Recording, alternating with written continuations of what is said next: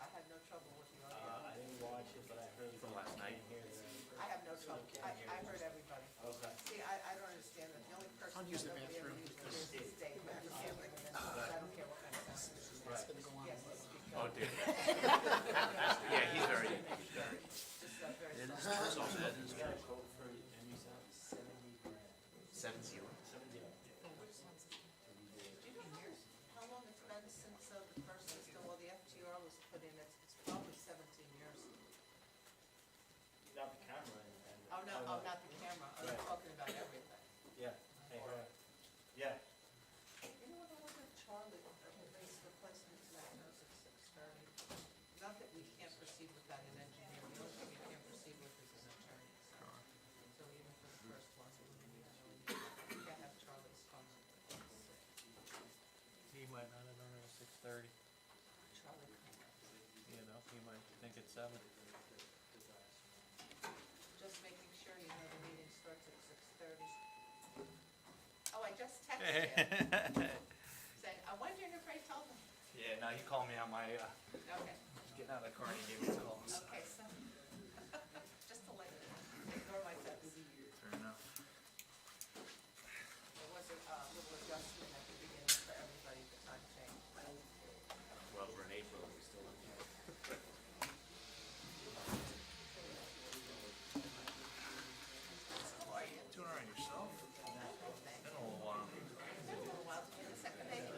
We're expecting in September again, so. Yes, oh, Yeah. Congratulations. Last time I saw you was the first one, now we're on the second, every guy Yeah. gets a pictures with you. Yep. My calendar book over there. Hey, John, how you doing?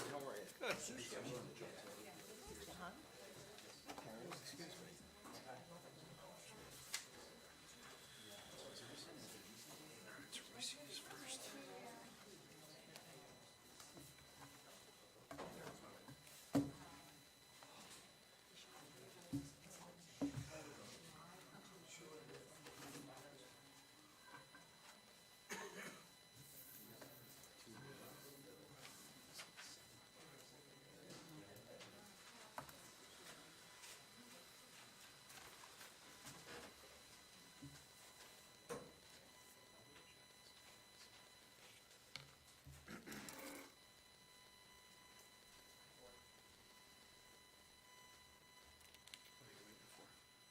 Mike? Yeah, I think he just went to the men's room. He's here. Yeah.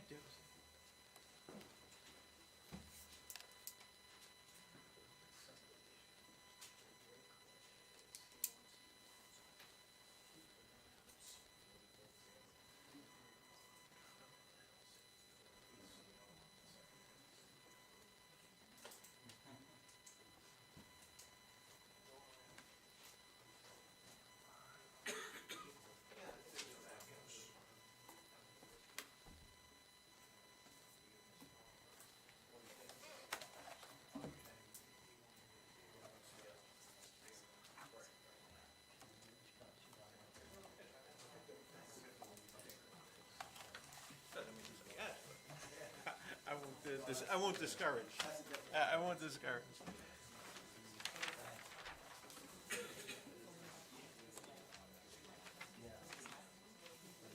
Just waiting on the chairman. Yeah, he was here already. Okay. I think he went to the men's room or something.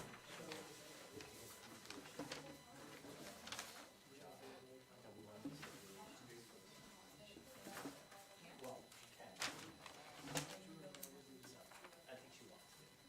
I told her. And then she's religion, so this is that was her big thing when she looked at school. Is your father an attorney also? No. Uncle. Uncle? Yeah. I was doing work in Jackson and I saw your last name and some stuff for the school. We did the Jackson School. So we worked together. He's the partner. Gotcha. In the firm. Yeah, we had the Jackson School. We're not doing it right now. Opens, I would like to make a motion to nominate Mike Ramos to act. Quiet, everybody, please. It's great. Quiet, cell phones off, thank you. I'd like to make a motion to nominate Councilman Ramos to act as chairman this evening. Can I have a second? I'll second. Mr. Bixby? Yes. Mr. Calderon? Yes. Mayor Vital? Yes. Mrs. Gross? Yes. Mr. Mercado? Yes. Ms. Mills, yes, and Councilman Ramos? Does it matter? Yes. Congratulations. Overruled. So I'm going to open the meeting. Adequate notice of the time of this meeting has been given under the provisions of the Open Public Meeting Act and was posted and sent to the official designated newspapers in compliance with the law. Roll call. Mr. Bixby? Here. Mr. Calderon? Here. Councilman Ramos? Here. Mayor Vital? Here. Ms. Gross? Here. Mr. Mercado? Here. And Ms. Mills. Going to memorialize the minutes of March 19th. Mayor Vital was not here and Mr. Mercado was in the building. So, I'll make a motion to approve the minutes. Second? second, Mr. Bixby? Yes. Mr. Calderon? Mr. Ramos? Yes. And Ms. Mills, yes. And then, I think everybody can vote except Mr. Mercado, Mr. Vital, you were here for the Sinners Resolution. Be it resolved by the planning board, they hereby memorializes the action and vote approving application 2025-442 of Sinners at 20 Inlet Drive with many conditions. So moved. Second? Mr. Bixby? Yes. Mr. Calderon? Yes. Councilman Ramos? Yes. And Ms. Mills, yes. And we have two sign applications this evening. You should have them in front of you, and I've sent them to you. The first one we're going to go over is Deep Channel Marine. Come on down.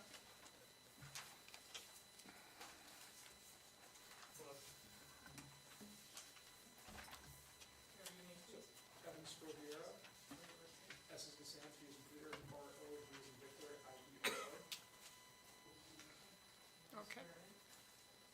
It's just a sign application. Does he need to be sworn in? No, it's fine. I believe him. Yeah, I appreciate it. So it's, I think you guys see the pictures of it, it's basically just two, banners that are affixed to the fence there, just trying to clean it up and put them out there. And, it does look better with the new fence. That's really nice, thank you. Welcome to town. Thank you. I don't know what anybody's thoughts were, but I thought it looked fine for now, and give them time maybe to next season to come up with something conforming. I was just gonna ask, is this permanent or just temporary for now and then? My initial plan was just kind of put it up just because there was other, Right. but yeah, I mean, eventually I would either, I would never leave anything that looked tattered, so it would either, just get redone clean again, or eventually maybe put up a wood sign or something like that, yeah. Yeah, I think eventually something that's conforming to the town's regulations, and that's fine. I haven't. So tell Kristen next season, he'll come up with something conforming Mhm. to next Sure. year. Yep. Everybody? Yeah. Yep. Motion to approve? I'll make the motion. I'll second it. Mr. Bixby? Yes. Mr. Calderon? Yes. Mayor Vital? Yes. Ms. Gross? Yes. Mr. Mercado? Yes. Ms. Mills, yes, and Chairman Ray. Yep. Yes. Thank you. That's it. Thank you for your time. So Okay, thank you. next year, I think maybe February, start coming in with Kristen with something conforming. We'll do, I'll get it wrapped up. Okay, there you go. Great. Thank you. you, Thanks. everyone. Thank you. Next is Chubby's Pizzeria.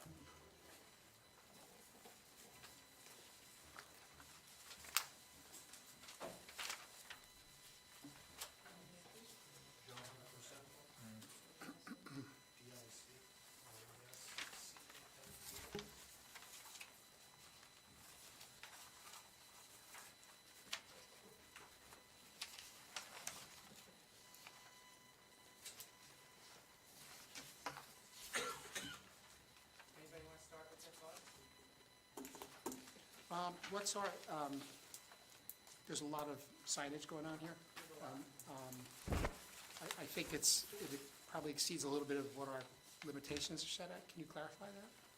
If this is what's existing there and you wanted to do all this in the windows, What I wanted to do was the top sign, we'll start with that first. I just want to remove the lettering and just add our lettering. We're not moving the box, we're not making it bigger or smaller. We're just taking the lettering off and just adding our letters. So now the window, which it looks like it's tinted or wrapped, it's not, it's just, it's how it came out on the computer. It's just the name across the window. And 4 times. I have another revision that I submitted, so I didn't get that. Well, we can just go over it I now. could, Yeah. I will keep it respectable and clean, honorable and not you have chubbies up top, Right. so I don't No. think you need to have it in the It's windows. adequate, I mean, it's a pretty large chubbies up top. You have chubbies up top, you have chubbies on each side, and then chubbies in each window. Now, I don't know what you, maybe you sent something that's different from what we have, Yeah, I have. but there's a lot of chubbies here. And I'm impartial to chubbies, so, I mean, it's fine. We were going back and forth with the writing and submitting a few pages. So are you okay with one chubby up top? Yeah, yeah. Okay, and then you're gonna have your pizza subs, wraps, and salads. Yes. And The mean- phone number up top, maybe, Al? the phone number above, And then I see the store hours on the left side of that door. Yes, That's okay. I mean, that should be fine. store hours are fine. Yeah. thank you so much. So, the we deliver and the catering available, can that stay up top? Does anybody, or? I don't have an objection to it being what it, me personally, what it is, I don't. I think just all the chubbies need to disappear. Right, okay. And, I mean, I personally wouldn't have a problem with it, but I'll leave it to the, So with my artistic endeavors, just leave all that there, get rid of all the chubbies and leave the hours. the hours are fine, yeah. And the name and the phone number. Phone number up top. Right, the phone number, Thank you. the chubbies, the box with Riccioses, it's going. Yes. Does it seem fine to everybody? What is the chubby sign with the Riccio sign? Is that a wood sign? Is that a lighted sign? What is that? Do we know? It's lighted. It's I a think it's lighted, it's a lighted, yeah. lighted sign? It's lighted. Yeah. Is this one gonna be lighted as well? I believe so, yes. Is it the same box, or just Same changing the box. letter? Same box? I'm Okay, not so it's- seeing the black box in the background. Yep. I'm not changing that, just the letters are coming off and Chubby's is going up there. Okay. I'm taking the R, I, C, O off, and I'm adding C, H, U, B, B, Y. So, And you're changing the one below it, right? The- Yes. In the, okay. Mike or Doug, I had a question. So we changed the sign rules for when it's close to the ocean, right? There was something, On the boardwalk. just on the boardwalk? On the boardwalk, this is okay. not on the Yeah, all right, boardwalk. Okay, Yeah. this is pretty close. It's close. Right. It's just- I concur. Yeah. Okay. Can a motion to accept those changes and to approve? So moved. Make the motion. I'll second. Mr. Bixby? Yes. Mrs. Calderon? Mayor Vital? Yes. Ms. Gross? Yes. Mr. Mercado? Yes. Ms. Mills, yes, and Chairman Rainbow? Yes. Thank you. Thank you so much. Welcome to town. You're welcome. Thank you, guys. Good luck. Welcome to town. Thank you. And now for the agenda. The Divvy Tree.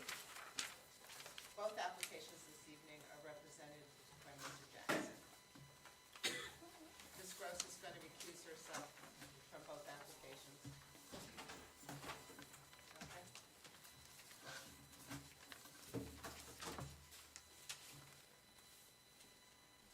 Good evening, Mr. Chairman, members of the board. Good evening. For the record, John Jackson, Is it the audience? And so bear with me while I turn on the TV and get all set up with my PowerPoint. I'd ask Mr. Burns, associate in my office, to come here and hand out the PowerPoint, which with your permission, we can mark that.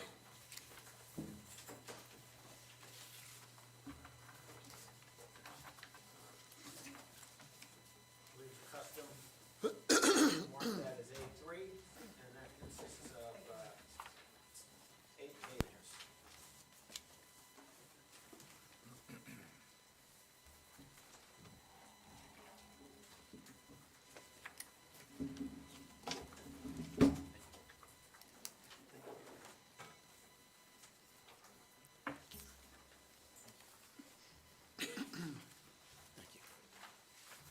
Hi, how are you? I'm good. Thank you.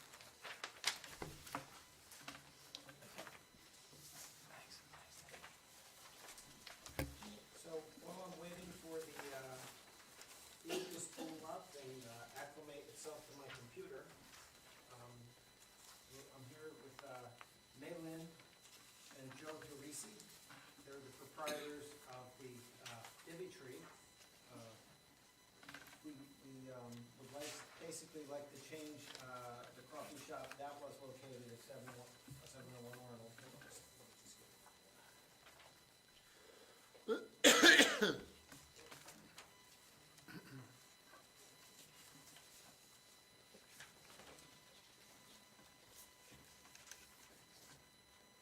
Doesn't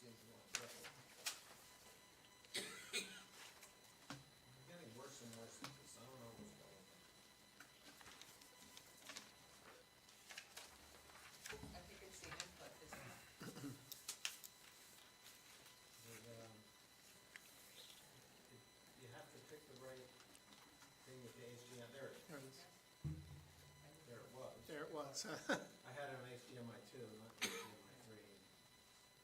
I'm too old to be able to master this. It's the same thing every meeting. We don't try to trick it. I usually get here half an hour early, but tonight I couldn't. No Oak Island? No, I'm sorry. Usually that comes up. No, you missed it. It was up there. It was Oh, up. It was up. It was up. It was I up there missed first. it.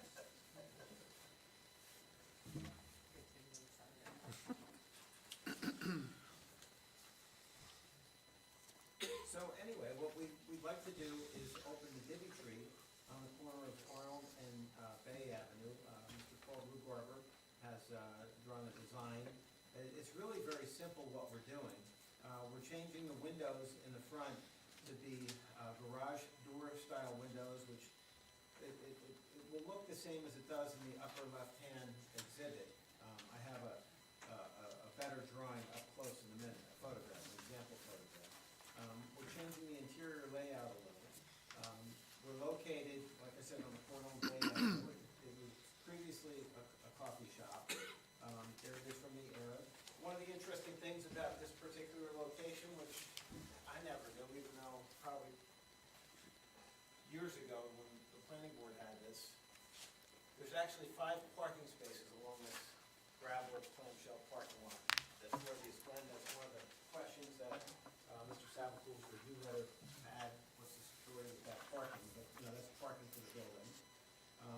There is a picture of what for many years had been the Green Planet. So we're basically doing the same thing. The interesting thing, May Lynn worked at the Green Planet many years ago. Isn't that where you met Joe? Yeah. They met there. Now they're married and they ran them out of business. It's an American success. Capitalism at its best. I don't know if it's exactly like that, but I couldn't help myself. So here is a picture of the garage doors, and it's just an example of it that Mr. Rugarber's office has been able to provide. And we think that this is going to bring the pedestrian scale, the vitality. A lot of our other stores downtown have this style of open window to the street. We think it makes the business community welcoming. This is what's probably the main driver of our need to come before the board in this capacity, as opposed to just changing from exact use to exact use. I went to the Divvy Tree in Point Borough today and took this picture. It's because of these ovens and because of the stove with the hood. I don't know if anyone's had an opportunity to go to the Divvy Tree on Bridge Avenue in Point Borough. I'm hopeful that at least some board members have. Because you go in there, the place has a really cool vibe. It's got a great menu. There's people, there's activity. When I mentioned this in my office, one of my people who works in my office, who's a Point Pleasant Beach resident, was like, "Oh, good, we're getting a Divvy Tree." So, you know, it's something we hope that the board has that same kind of response. So with your permission, I'd like to have Mr. Paul Rugarber come forward, be sworn, and then provide the architectural testimony about what his changes are. Raise your right hand, please. You solemnly swear or affirm the testimony you're about to give is going to be the truth, the whole truth, and nothing but the truth. I do. State your name and spell your last, please. Paul Rugarber, R-U-G-A-R-B-E-R. Mr. Rugarber's appeared before this board on many occasions. You're a licensed architect. Your office is right here in town. Correct. You've testified in front of this board, the Board of Adjustment, of the boards throughout the state. You accept them? we'll accept his credentials. Thank We're you, aware of Mr. it. Chairman. Thank you. So, Mr. Rugarber, can you give the board just a little overview of what we're doing? And, you know, what's there and what we hope the board will approve? Basic scope of work is we're altering the interior, still having the coffee shop feel. When you come in, you're gonna have a ordering area, you're gonna have some seating similar to the existing place. The only difference is we're gonna have a kitchen now where we didn't have one before. So the kitchen use then we need an office, a griddle, and a hood. And then the hood's just gonna vent straight up and out through the roof. There's a flat roof at the top, there's no residence or anything above, there's nothing nearby on the roof up there, so it won't be bothering anyone. It's set back from the front of the building. If you don't mind, I have the floor plan up on the screen. That is page 2 on the PowerPoint. I'll zoom in on it. What are we looking at? So this is the front door existing, the counter was in here, we're gonna do a similar counter. We're gonna have seating around this area, we're gonna do a new ADA compliant bathroom up here, and then this back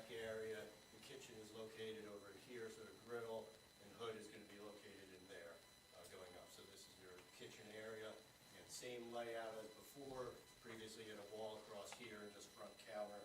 So the only addition is that little kitchen area with the hood. The overhead doors, there's gonna be a 10-foot overhead door here, and then a 9-foot overhead door here. Those are gonna be the roll-up type, as you saw.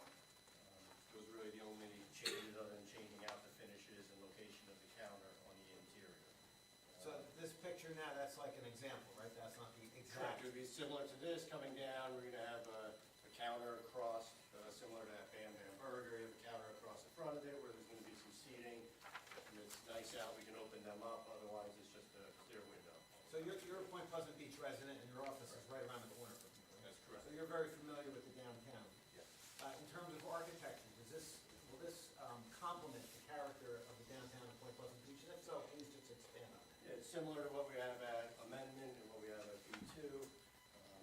Similar, people like to be able to walk by and see what's going on inside, and people sitting inside and interact on the outside. So as far as architecturally, it still keeps in tune with the town of what's out there. We're not changing the window dimensions in any way. It's still going to be glass in the existing opening that's there. So in terms of parking, there's only 5 parking spaces for this downtown. Is that typical of downtown? Is that okay in the downtown area? And is there available parking nearby? And I'll go to the aerial, you might be able to. There's a municipal lot nearby. People are walking in through town or parking on the side streets, especially this type of use where it's been a coffee shop and there hasn't been a issue with parking, so people pull in, grab a spot somewhere, go in and grab their order and go out. Kids a lot of times will go there, during their school break, in which case they're just walking in there, so it's not uncommon to have just walking people. And there's a rendering of the inside. You described the floor plan, but is that basically what you'll see when you come in the front door? If you're walking in the front door here, you have a little coffee area in there to get your coffee ready. Here's where you're gonna be ordering, picking up, and then that's the kitchen in the back. And then your overhead door will be this side, and then this side out here. Not much different from the coffee shop that's been there for many years. In your observation of that coffee shop, did that work? Like, did it create any problems downtown, or was that like an anchor business that was really good for the town? It was a great business. There were always people sitting in there having coffee.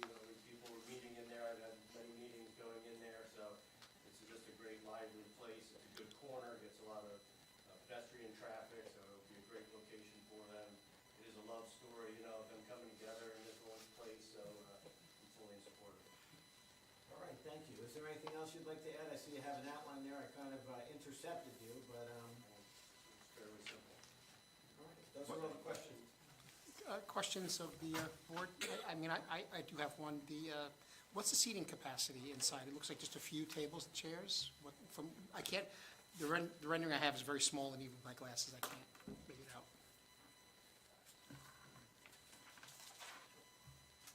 My understanding of the business previously is that it's mainly takeout. It's mainly people coming in and grabbing their order right out the door, so limited seating, 49 occupant load, we have 25 seats. 25 seats, okay. And the kitchen area, just to confirm, it's not an open kitchen, it's an enclosed area, it's not, Correct. nobody's seeing the prep work going on or anything? Okay. So just to put a finer point on it, some of the coffee shops, sometimes there'll be someone there and they're looking at the bar at night or whatever. But we would not want to be precluded from that. It's not simply takeout. We do have some tables. We view this as a, classic coffee shop where people will gather and there'll be various events compatible with the coffee shop. Are the 2 awnings the same size as the existing awnings? They're very close to it. I don't know what the existing awnings were on there, but I mean, the they're two not awnings are just extending over those windows. So They look like this they look picture. similar. Yeah, so I can't say definitely they're to the inch the same, but they're basically extending across that Okay. window that's there. Will it have signage? Will the awnings have signage on them?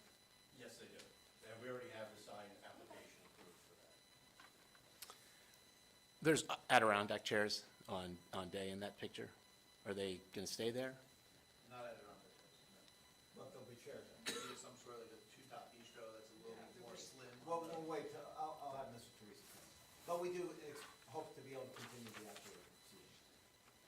And Mr. Teresa will testify next. He can't wait. And you'll hear from him directly. Any other questions of the board?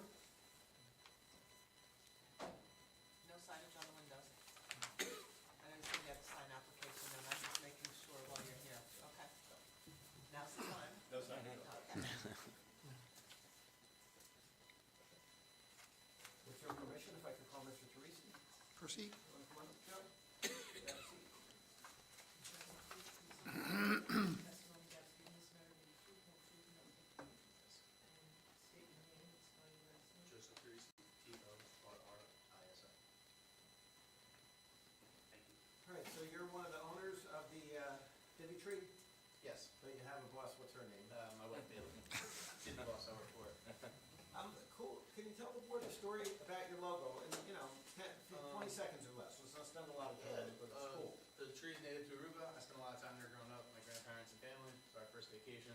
It's just something that came together, just wanted to create a brand behind the memory. So kind of how we created Divvy Tree Coffee. And you talked about it bends with the wind, it doesn't Yeah, push back. it's known to grow with the wind. You don't go against the grain. There's a lot of little symbols behind it. So it always helps create a brand when there's meaning behind it. And that's the theme of your place. Can you tell the board, are you going to run similar to how you run on Bridge Avenue in Northwest? Yeah, we're trying to duplicate just the same exact thing, just obviously in a little bit smaller of a space, since it's more walking traffic, probably rather than driving traffic. I would assume I could be wrong, but yeah, we're gonna try to operate under the same circumstances. Can you tell the board about the vibe? What is your product? Who are your customers? What time do they come in? How late do they stay? How long do they sit around? Our hours are 6 to 6 every day. We have, usually from 6 to 10, we have a lot of the working class, they're to the hour, on the hour, a lot of regulars, we know people by the first name. Like to think we're a big part of the community there in Point Borough, and we can't wait to be part of that in Point Beach. We do breakfast sandwiches, we do lattes, basically do anything that a coffee shop can offer. Kind of like consider us mom and pop Starbucks in a way. You get your sandwiches and a good cup of coffee and be on your way. You also have like various cakes and cookies. Yeah, and my everything. wife, she bakes everything in-house, we bake, except for our bread and our bagels, they get delivered every morning. But our muffins, our pastries, our cookies, it's all homemade, that's what the ovens are for. The griddle is for the breakfast sandwiches. So what's your vision here? You talked about the garage windows. There was a question from the board about the outdoor seating. Can you just, I have the picture up there of the former coffee shop. Yeah, honestly, I love Green Planet. Honestly, I love Green Planet. I met my wife there for a reason. I was a customer. I liked the vibe. It was kind of, back then, it was the only place to go in town. Now there's a lot of other places to go, but I liked the vibe that Green Planet had even. You can meet anyone there. You say, hey, what's up? People outside sitting there. In terms of the added-on decks, I was thinking maybe something a little bit more slim, more profile, like a two-seat, like a two-top little cafe bistros, just so people's legs aren't in the sidewalk when people are walking by. It could be a tripping hazard. And then on the reverse side, the Arnold side, I was also considering kind of the same thing, little bistro set, whether it be a two-top or a four-top, depending on the size. Yeah. That's basically it. So one of the reasons. And the garage doors is just because as a patron, I grew up in Point Pleasant Borough, but obviously we venture over the bridge a lot to the restaurants. I love the feel that Amendment offers, and B2 Bistro, and even I think Point Officer over there has some. Again, Dan Burger came out with a big garage door. That's kind of more along the lines of what we're gonna do. No one's ever gonna go in and out of it. We're gonna have high tops in front of it, so it's gonna be a clear barrier, so you don't have to worry about safety at all. And there's a picture of an example of it. Yep. And The door from the exterior might come a little bit lower, but from the inside, you'll see like a high top like that. And the ovens and the hood. That's why we're here. One of the reasons why. Yep, so Can you in- explain? Yeah, in that picture is a 4-foot hood. We actually have a 9-foot hood going in this space, so the ovens will be under the hood as well, so it'll actually be better ventilation than I currently have, so I'm looking forward to that. And that's required, so when you cook your light breakfasts and lunch and things like that. You said something about chicken, right? You roast the chicken? Yeah, we do salad every day? Yeah, that's right, we do chicken salad sandwich. We roast the chicken in those ovens also, so then we pull that out. But other than the chicken and the bacon, honestly, the ovens are mostly for just the pastries. In this picture, the top oven is the bakery, is the pastry oven, and then the bottom one is like the kitchen, the meat oven. We separate everything so it doesn't fill pastries. So we took that picture, surprise visit, 3 o'clock this afternoon. Yeah, that's Joanna mopping, she does a good job for that. Okay. Candid photo. I have no further questions for Mr. Teresi. Any questions? Okay. Any questions of the board? Any questions from any members of the public? Mr. Chair, could I just ask a couple clarifying Sure. questions? The kegerator, so that's for like cold brew coffee, right? Correct. There's no alcohol services or No anything like that? Okay. And then, obviously with the garage roll-up doors, you said the hours were 6 to 6, Correct. right? Do you have any intent for any kind of like live music indoor, or like open mics or anything like that? I don't right now. We tried it in Point Pleasant Borough. It didn't really take off. I don't think, the music, I'm definitely not open to. I don't want to do that. If the hours extend, maybe it's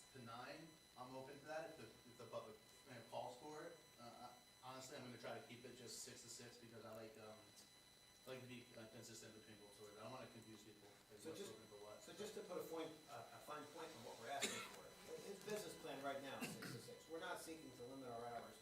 That's not our testimony, that's only going to be 6 to 6. That's what it is now, that's what works for him, but we would like the authority to operate during any lawful business hours in that location, right in the heart of the downtown.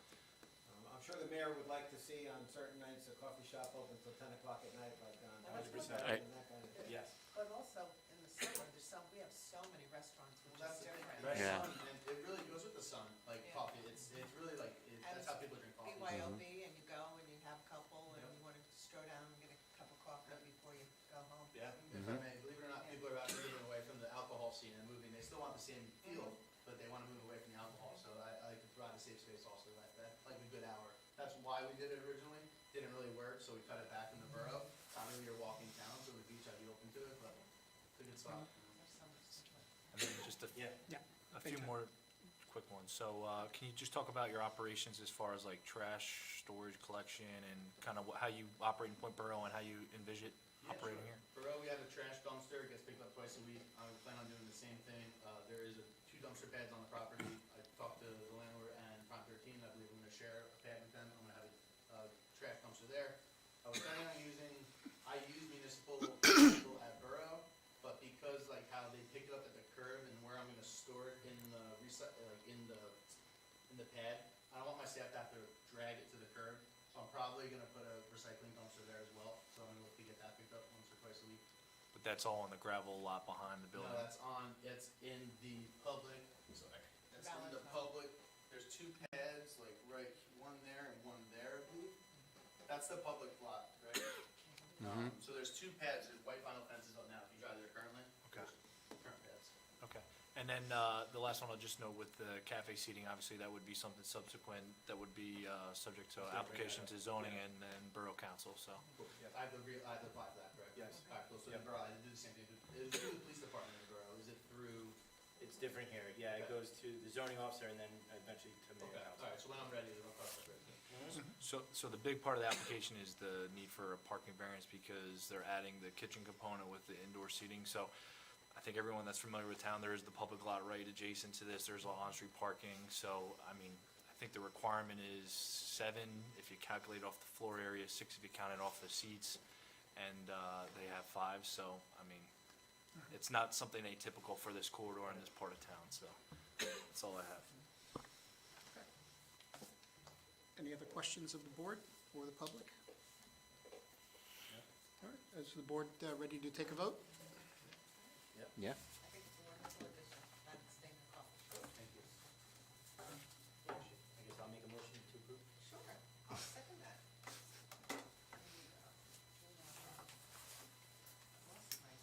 By the way, my new favorite Motion breakfast by song. Mayor Vital, second by Ms. It's all Mills. about the draft. Yeah. It's the fun. Yeah. Second by Ms. Mills, to approve application 2025-443 of the Dibby Tree, care of Joseph Teresi at 700 Arnold Avenue with conditions. Mr. Bixby? Yes. Mr. Calderon? Yes. Mayor Vital? Yes. Mr. Mercado? Yes. Ms. Mills? Yes, and Chairman Ramos? Yes. Application approved with conditions. One last- Good luck. Okay, welcome. I got one last question. Are you gonna serve the scones there? Yes, we are. Haven't figured out the scope schedule yet, Oh, but you we're make on it. scones? I love scones. Thank you guys, thank you very much for your time. You need that tip. Now I'm hungry. That's a good tip. I didn't know they had good stuff. With your stomach. Oh, really? I've driven by the place 100 times. I've never, I'll give it a shot. I'll give it a shot. Good luck.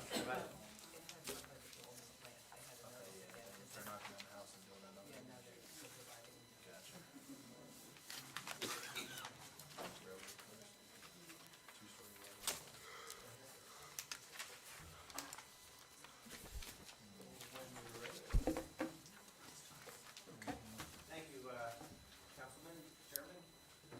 For the record, John Jackson on behalf of Jonathan David, for 229 Ocean Avenue. Mr. Burns, with your permission, will hand out the PowerPoint. I think that would be marked exhibit A3. Consists of 17 pages. Essentially, the items that are all already on the board's file, and some photographs. that kind of stuff. So what we're seeking to do here, and I have Mr. Nick Hartman from Secra Modular Homes, he's the builder, and he will provide testimony about the architectural and configuration. I have Mr. David, who will testify, Mr. David's wife. Michelle, I apologize. Michelle is here as well. And, I'm marking the PowerPoint and show frame. thank you. This is, down in the bungalow district, and what we have actually are two lots that are conforming. We take the house away that's there, and we're entitled to two 25-foot lots, which is very unusual, but that zoning still endures in that area. So what we're hopeful is that the board will see the benefit and advantage of providing two beautiful new homes. In my preparation today with Mr. Laurie, who, by the way, I forgot to introduce, I think, Mr. Laurie, our engineer and planner extraordinaire. He brought up, this is going to provide great new ratables. We think that's important. We really need a minimal variance for one of the houses. And we think in the context of this, what that does by having a fourth bedroom on one of the houses, it makes our second story or our half story actually technically a second story, because we don't meet that criteria for the 500-foot ratio. We're a little bit bigger than that. But what that fourth bedroom does is it enables Mr. David to have that as his home, and he plans to move in here. So here are the two houses. We're hopeful that the board will say that this style of architecture, this style of home, brings a lot of advantages, and there's a lot of houses like this that have come to town. Really started before Sandy, but it really came into being after Sandy, when many of the bungalows were ruined because they're below the flood elevation. And you go down Ocean Avenue, there's quite a few of these. You go down Randall, and it's become basically we think, a beautiful residential section that has many homes. And this is just consistent with that pattern. Some of the advantages that Mr. Laurie is going to testify to is you're replacing older housing stock with new and improved wiring, new and improved efficiency with the heating and the air conditioning and that kind of thing, new insulation, better, safer, newer materials. It's just better all the way around. Also, homes that are compatible with the amenities that people today really require when they go on vacation or when they want to live somewhere. A lot of the old bungalows going back years, some of them just had open rafters. The closets were about as big as my briefcase here. There might be one kitchen and one bathroom, and it's all on the ground level. That time has come and gone, and today people require amenities in order to be comfortable, in order to live, in the standard of 2025. We think that these houses provide that. We have minimal variances, and it's just driven by that fourth bedroom on one of the two homes. Here is an aerial view. You can see that the lot to the right of 229 Ocean is currently vacant. So what we will do is we will put two houses on each of those 25-foot lots. We have one little twist to our application. There's the house that's there, and to my original point, we hope the board sees these type of structures as a vast improvement to this non-FEMA compliant structure right there, which would be replacing. Interesting things unique to this lot, which we'll emphasize in our testimony, is to the direct right of our proposal is the offshore restaurant, which has a full-size roof, and it's obviously 5 feet from the property line. So we're not going to be encroaching on or infringing on any neighbors by having, the extra bedroom on one of the houses. Also, the house to the left is, the full story and a half. And what's interesting about our property, while it is in the RR zone, I believe is the name of it. Is that it, RR? You can see by Mr. Laurie's site map in the upper corner on the PowerPoint that we border the SF5 zone. While we are in the orange, the lighter color, the yellower color, that is actually the SF5. So the house on the lot behind us can go up to 35 feet, can have 2.5 stories, etc. We're just on that zone line. So we think because of where we are, being right next to a restaurant, being on Ocean Avenue, that the little bit of latitude that we need is warranted, or that would requesting is warranted, and it's a good transition for the location. So here is our plot plan. That is actually the lawful building envelope or material. We are compliant with the lawful building envelope, and this is, I'm always reluctant to use these words in one sense, but it's an application, we call this a by right application, in that once the house is removed, it's not by right because we want to keep the house temporarily, we are looking for the variance, but by right, we could subdivide and build two of the one house. So, you know, it can get developed, and that is completely perfectly consistent with the master plan and the rhyme and reason of the neighborhood. Planners call it the scheme of the neighborhood, but as a lawyer, I try to avoid the word scheme whenever I get the chance. So, what we're talking about in terms of the differences between the two houses,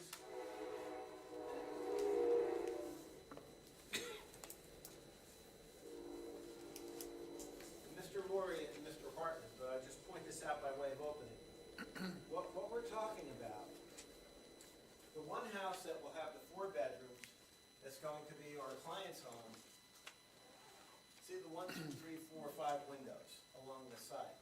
The other house that fully conforms kind of ends here. So this area up on the half-story is a little bit bigger, and that's basically what we're seeking the relief for. And I'll just slide ahead.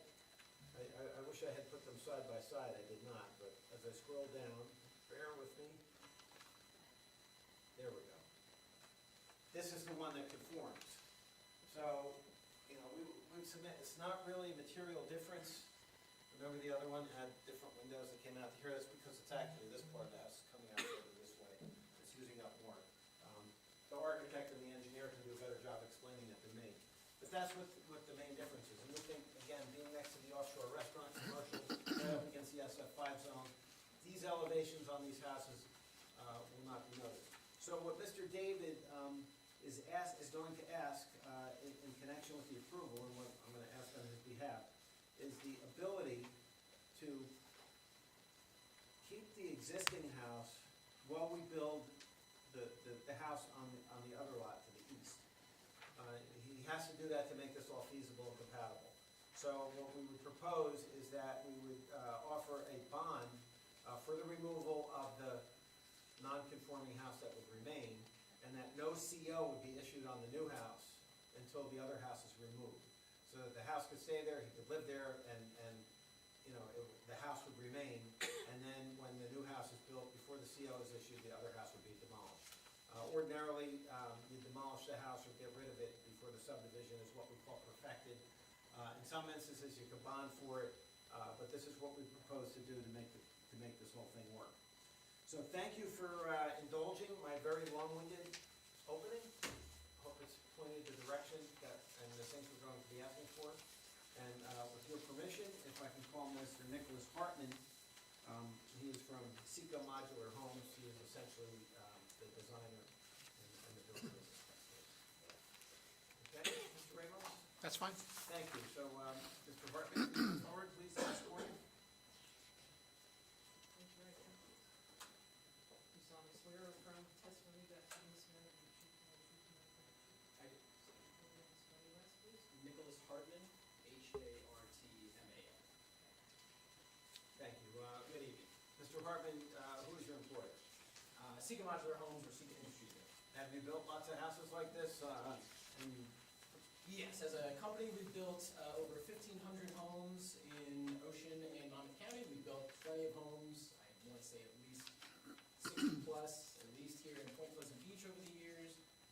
Personally, I've designed and built 42 homes in Ocean and Monmouth County. So you're very familiar with this design. You were involved in the whole layout and everything. You can explain to the board what we're doing here. I can, yeah. And I can also answer any questions about the construction of the home as well as the contractor. Sure, just very briefly, sometimes people have questions about modular homes versus stick-built. Just very quickly, can you talk about some of the advantages and also maybe some of the constraints that modular homes present? Well, I mean, the advantage of, really the only difference between a modular home and a stick-built home is the construction method. We all follow the same building codes, we all follow the same codes, they appraise the same, they tax the same. The only difference is the way that they're being built, and that's really stick-built home is built one piece at a time on site, whereas a modular home is built in pre-built units or pieces off-site in a climate-controlled facility, shipped to the site, we put everything together, so a house like this would go up, you could do both houses in one day, basically. And from there, Sika takes care of finishing everything off from there. We're the general contractor, so we do take care of permits and everything that goes into the home. So the site work is done by a mason, will these houses have piles or? And this would be, yeah, so in this case, we're assuming a piling foundation, so. So the piles go in, the concrete associated with the foundation goes in, and then the modular units get placed on top. That's correct. The crane comes in, so that's a little bit of logistics. How do you work that out with the modular, where they get staged before they come in? Very often a board has a question about that. How are you going to build this, to stay on your own property? Yeah, so we So take how do you care of, work that we out? take care of all of our staging. We usually do that privately through different companies, or we use a lot of churches, a lot of grocery stores, places like that to stage the units for one day before. Very classic stuff that we do all the time on every build. And then the day of, we would have the crane on site, we would take the units one at a time and set them, and then by the end of the day, we'd be going. So, and of course, we work with the we always work with the town to get, if we need traffic control. On this site, we may need a police officer or two, traffic plan, we always take care of that with the town. So the bad news is, on the day that it goes in, pretty big disruption. The good news is that only one day of disruption. One day of disruption, and the plan for this would, both of these homes would be planned to go in the off-season, so we're not trying to fight the summer traffic up on Ocean Avenue. We do most of our sets in the off-season. So this isn't your first rodeo with building a house in the shore community? Not at all, not at all. So, all right, so the modular units that we see here, is this what these houses will look like? Yeah, actually, and even further, if you look at the elevations in the plan, we went even a little bit further to make them a little different looking. Just changing some of the dormer style. So on the larger home, the 4-bedroom home, we're using a shed dormer instead of a hip dormer instead of a shed dormer. We're also going to be adding some additional roof elements and changing some of the slider and windows, just so that they don't look so copies of each other. I know myself and the town usually likes the houses to look at least a little different, not much of a copy of the house right next to each other. But even though this house is going to have the much larger dormers on these are both 1.5-story houses. Even though the one's going to have much larger dormers, really from the street, they're going to really be perceived pretty much the same, because those dormers are all pulled up toward the front, whether it's this house or the other house. So really the rear and the sides, which you're not going to see a whole lot of just because of how thin these lots are really the only places you're going to see a huge amount of difference. But like I said, the front elevations, we want them to look varied. We don't want just a copy-paste. So these houses will be set 5 feet setback, right? So Just above 5 feet. I believe it's 5.13 or So somewhere around there. the 2 houses will be 10 feet away from each other. Will that A little comply? bit more than 10 feet. Will that comply with all fire codes? A lot of Yes. times, so this is just like the same as SF5, so 5 feet away, that's a typical setback. Yep, the only thing that we do extra is because these roof overhangs are gonna come 1 foot over, we are gonna fire rate those overhangs. Any overhang that comes within less than 5 feet of a side setback needs to have additional fire rate. All right, so I want to talk a little about one of the things raised in the review letter from Mr. Savickel's office. Mr. Cummings here tonight. There was a question about the flat roof and the pitch of the roof. What is the proposed roof pitch? So the main roof pitch of the house is 15 on 12, because this is a 1.5-story house, which really just means that there's really no attic like you would see in a traditional 2-story. What we call the second or the half-story really exists in the attic, under the roof of the first story. And then we have the looking at dormers this coming one, on the okay. sides. So the part that pops out, the part, what's the part over the dormer, I'll call it? What's the slope on that roof? That's a 3 on 3 on 12. So the 6 on 12 is the other one? 12. 15 on 12. 15 on 12. The 15 on 12, on this particular one, what is that? 60% of the roof is 15 on 12? Correct, yeah. Okay, so you looked at very closely at the ordinance, and we believe that we conform, because why? Can you explain what you're... Yeah, so I'll actually just read the ordinance as it's written right here. So this is 19-11.17-1, which is called residential structures. And in section C of that zone, we have the pitch of the principal's dwelling roof shall not be less than 6 vertical on 12 horizontal. It also goes on to say dormers, if constructed, shall not be more than 33% of the length of the long axis of the dwelling.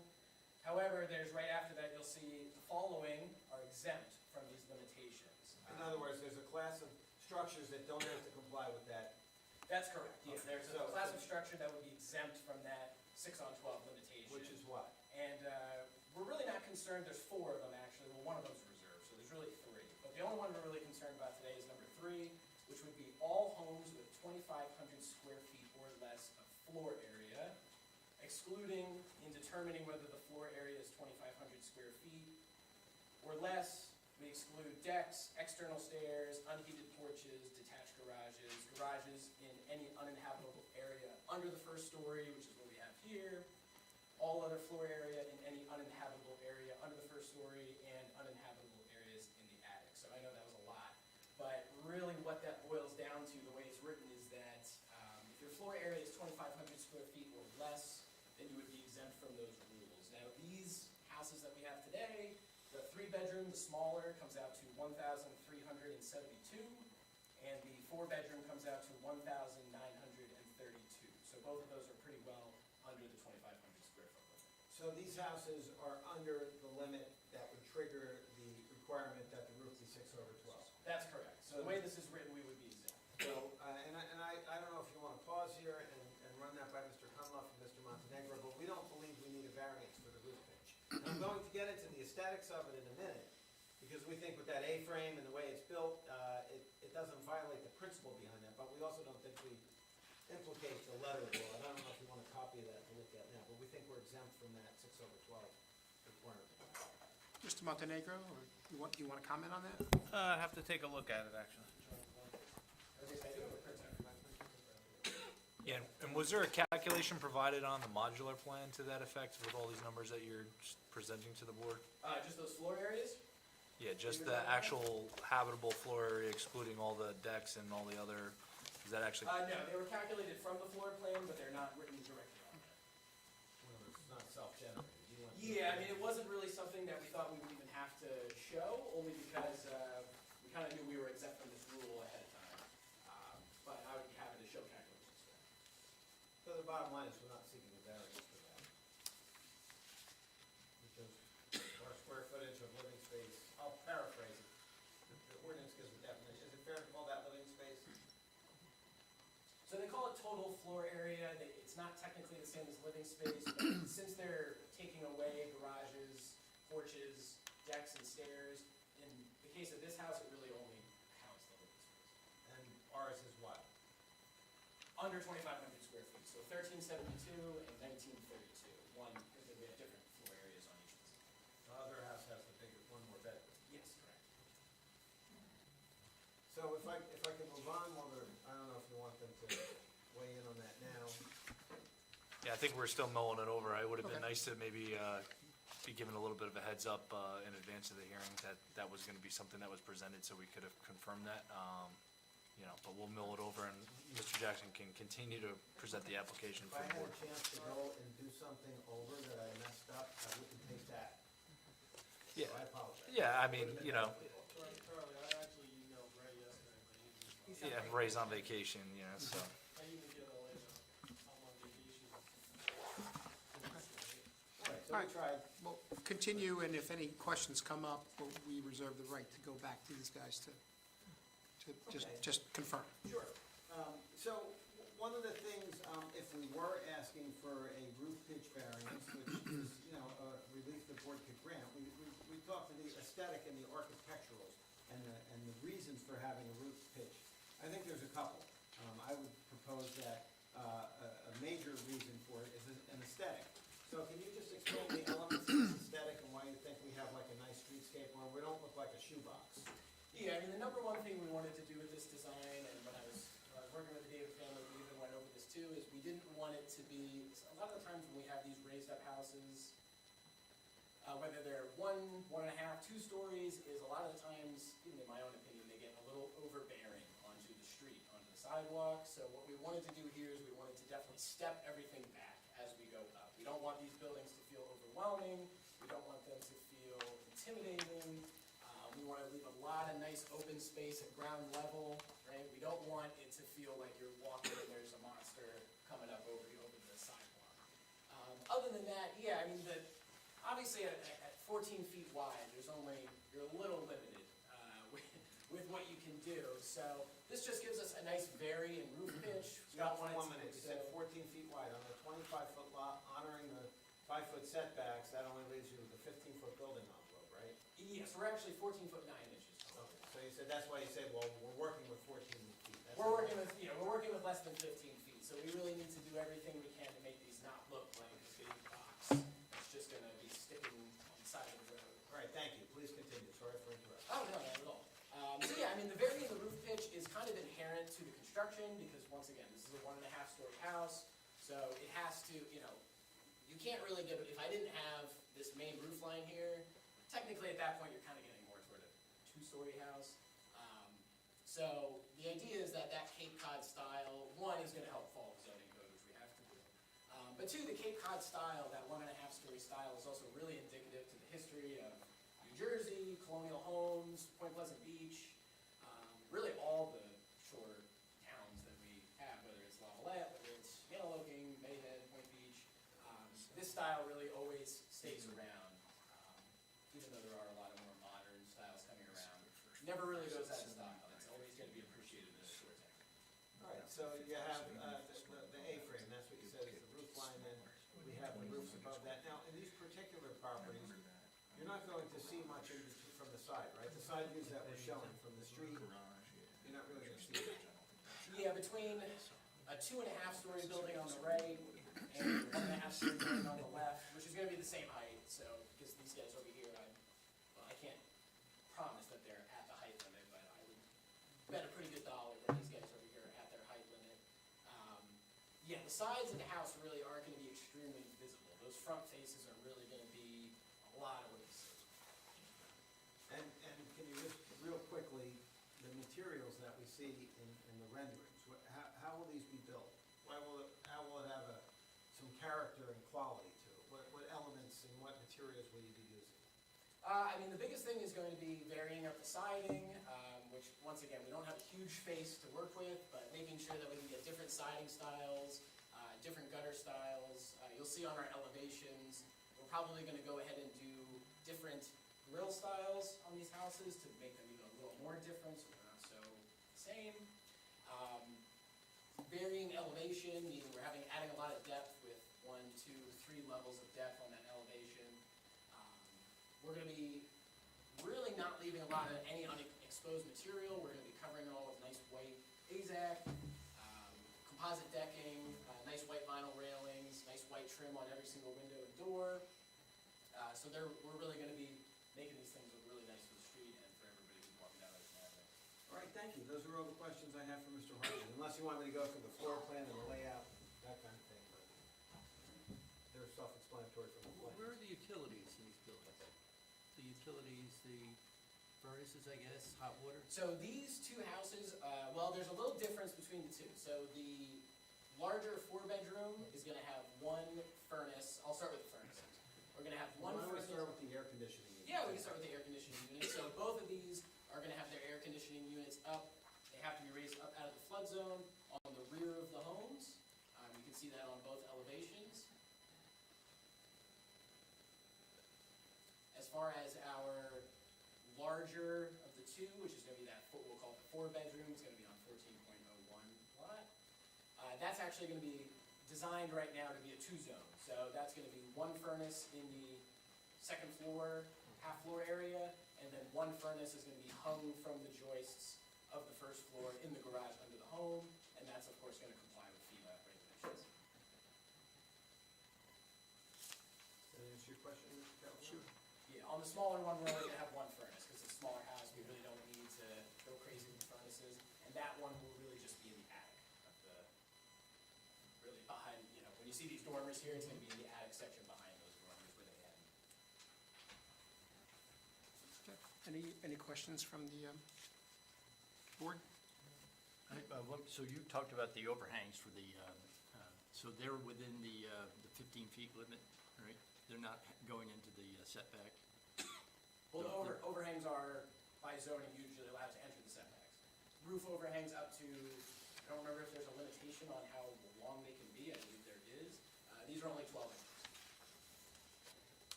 Did you want to further explain the interior? Is that what you just said? I said I could if the board wanted to, but since we will. So let's just go through the floor plan and the layout. We have on page 11, this is the 4-bedroom. Can you just go through the elements very briefly? Yeah, of course, no problem. So we're gonna be entering this house from the ground level, entering up. We're gonna be coming up to the first floor, right through here. We need to make sure those doors are 3 foot, because we do need a full egress out of the house. Let me stop you for 1 minute. So Yes. the doors and the steps don't project out, right? There's like. No, they're it's completely recessed within into the house. completely within the envelope of the house. Okay. Please continue. Yeah, so we come up here, if we take a left, we're gonna be in a nice, big, open concept living, dining, kitchen space, where we're gonna have our slider at the front of the house, which goes out onto our front deck. That's an open deck, not a closed porch. As we come to the right here, we're gonna have 1 full bedroom, 1 full bathroom, stackable washer dryer unit, and a linen closet. And on the back of the house, you'll see those AC units. And as we go up to our second floor here, we come up, here's one of those 2 furnaces I was referring to. If we take a right, we have 2 guest bedrooms. If we take a left, we have 1 hall bathroom, and then that primary suite, which is gonna have its own bathroom, the main primary suite area, and then its own deck. And then this deck is gonna this deck really sits on top of the first floor beneath. So it doesn't project, okay. So It doesn't project out past the first floor. And then here we have the I'm sorry, that's the garage. Yep, so we have our garage, this is really our main entrance here. Coming in, we have a storage utility area in the rear, that's where one of our furnaces is gonna be. And then we're gonna have our garage here, full-size parking space here. Right here is where the first floor ends, which is this line right here. This is where that deck ends, which is 9 feet dimensional. And the cars obviously pull under the deck. That's Can correct. park and get into the garage. That's correct. The other floor plan, is this The a other lot floor different? plan, yeah, they're just in a slightly different order. It's all pretty similar. Our bedrooms got moved around a little bit, so on this plan, we come in, we have an entry storage area, garage in the front, and a patio in the back, very similar. The stairs a little different, just because of the way this house had to be designed to be a little smaller. So that's a straight stair that's gonna go up to the first floor. So let me stop you for a minute. The garage is 21 by almost 14 feet. And we can see the entry of the garage door. So a car can fit through that 9-foot opening on the garage door. Absolutely. And a standard parking stall, I'm sure Mr. Warrior will confirm, is 9 feet. 9 by 18. I 9 believe. wide. So there's room around the cars, the point I'm getting to, in the garage. Correct. So if people want to put bicycles in there, I don't think you're going to be mowing the lawn around here. But if you want Probably not. to, hang a surfboard or something, there's room in the garage. Yeah. There's Plenty of also room, shelf storage. There's also storage. Yes, we're also gonna have a storage space in here, and then we're also gonna have an outdoor patio. So this is gonna be for kind of just enjoying your outdoors, while being covered. You know, if it's raining outside, you don't wanna be out on your deck, you're gonna have that nice space underneath that's tucked away in the backyard. And unlike some of these elevated houses, we're going to be enclosed with all clapboard and everything. Let's go back up to the elevations. One of the concerns early on when we were, learning how to do these houses, there was a question that, was it gonna be up on pilings? Was there going to be a gigantic foundation? What have you learned over the years to try to make it look nice? Let me see if I get a side view on that. So Point Pleasant Beach has its own, not every town has it, but Point Pleasant Beach has its own requirement that these enclosures do have to be sided within 3 feet of grade, which we will be doing. So we'll be coming down within 3 feet of grade with siding. Below that, right now, the plan is to do a hardy board, cement board siding from there to the ground. So it won't be one of these houses with a giant foundation. No, it's not gonna have this big concrete monolith holding the house up. It's gonna look like a continuation of the exterior. And likewise, it won't be lattice that gets all wavy and deformed as time goes by. It's gonna be a nice structure built. It's gonna be a nice structure, that's correct. And can you explain, how does this comply with FEMA?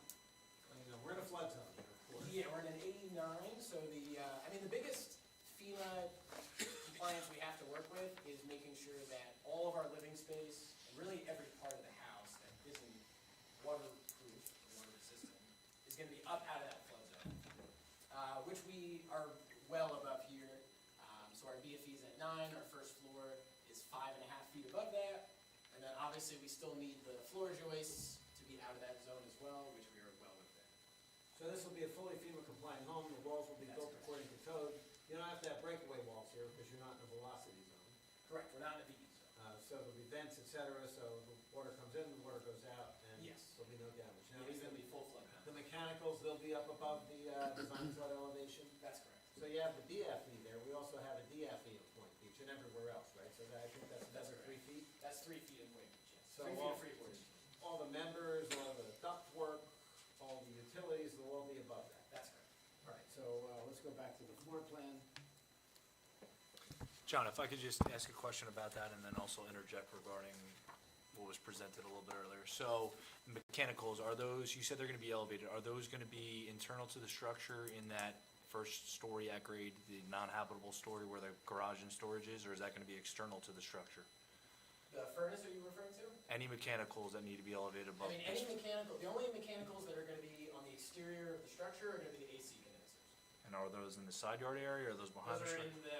those are on the back. On the rear. Okay, all right.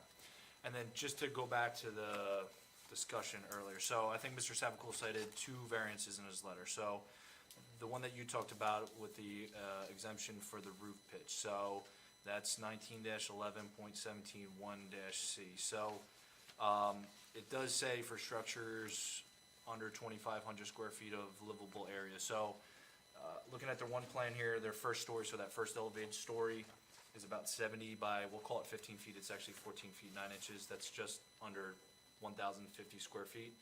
If they were matching that and it was a box straight above that, that would only put them at 2,100 square feet. That's not what they're proposing, it's a little bit, there's some setbacks in that second story, so it does appear that they meet that exception in the ordinance. There's a separate variance cited in Mr. Savakul's letters, it's 19-11.17-3. That's a separate section, and that's relative to that topmost story and about it not being more than 3% of the floor area below, and then no more than 500 square feet. That exception that you cited doesn't apply to that. So I just want to clarify that, because if it's above 500 square feet and if it's above 33% of the floor area before, then it would be considered a full story, and that would be a variance because we only allow 1.5 stories here. Obviously, the at-grade for storage and everything for flood compliance, that doesn't comply. So can you provide testimony on that, again, just for clarity? Yeah, we agree with that, and Yeah. so can you address that? Yeah, no the fourth problem. Bedroom, so, this is a good place to start. So, let's talk about the size of that second floor. So, if I can paraphrase, and please correct me if I'm wrong, Mr. Cummings said, it's a question of size. If we're 500 square feet, less than a third of the floor, equal to or less than a third of the floor below, we comply with the half story, it becomes a second story when we're over that 500 square feet, or more than a third of the floor below, right? We're all on the same page with that?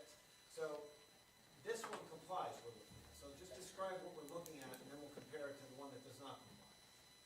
So this is the smaller of the two. This, let me actually get the plans just so I'm not misquoting myself here.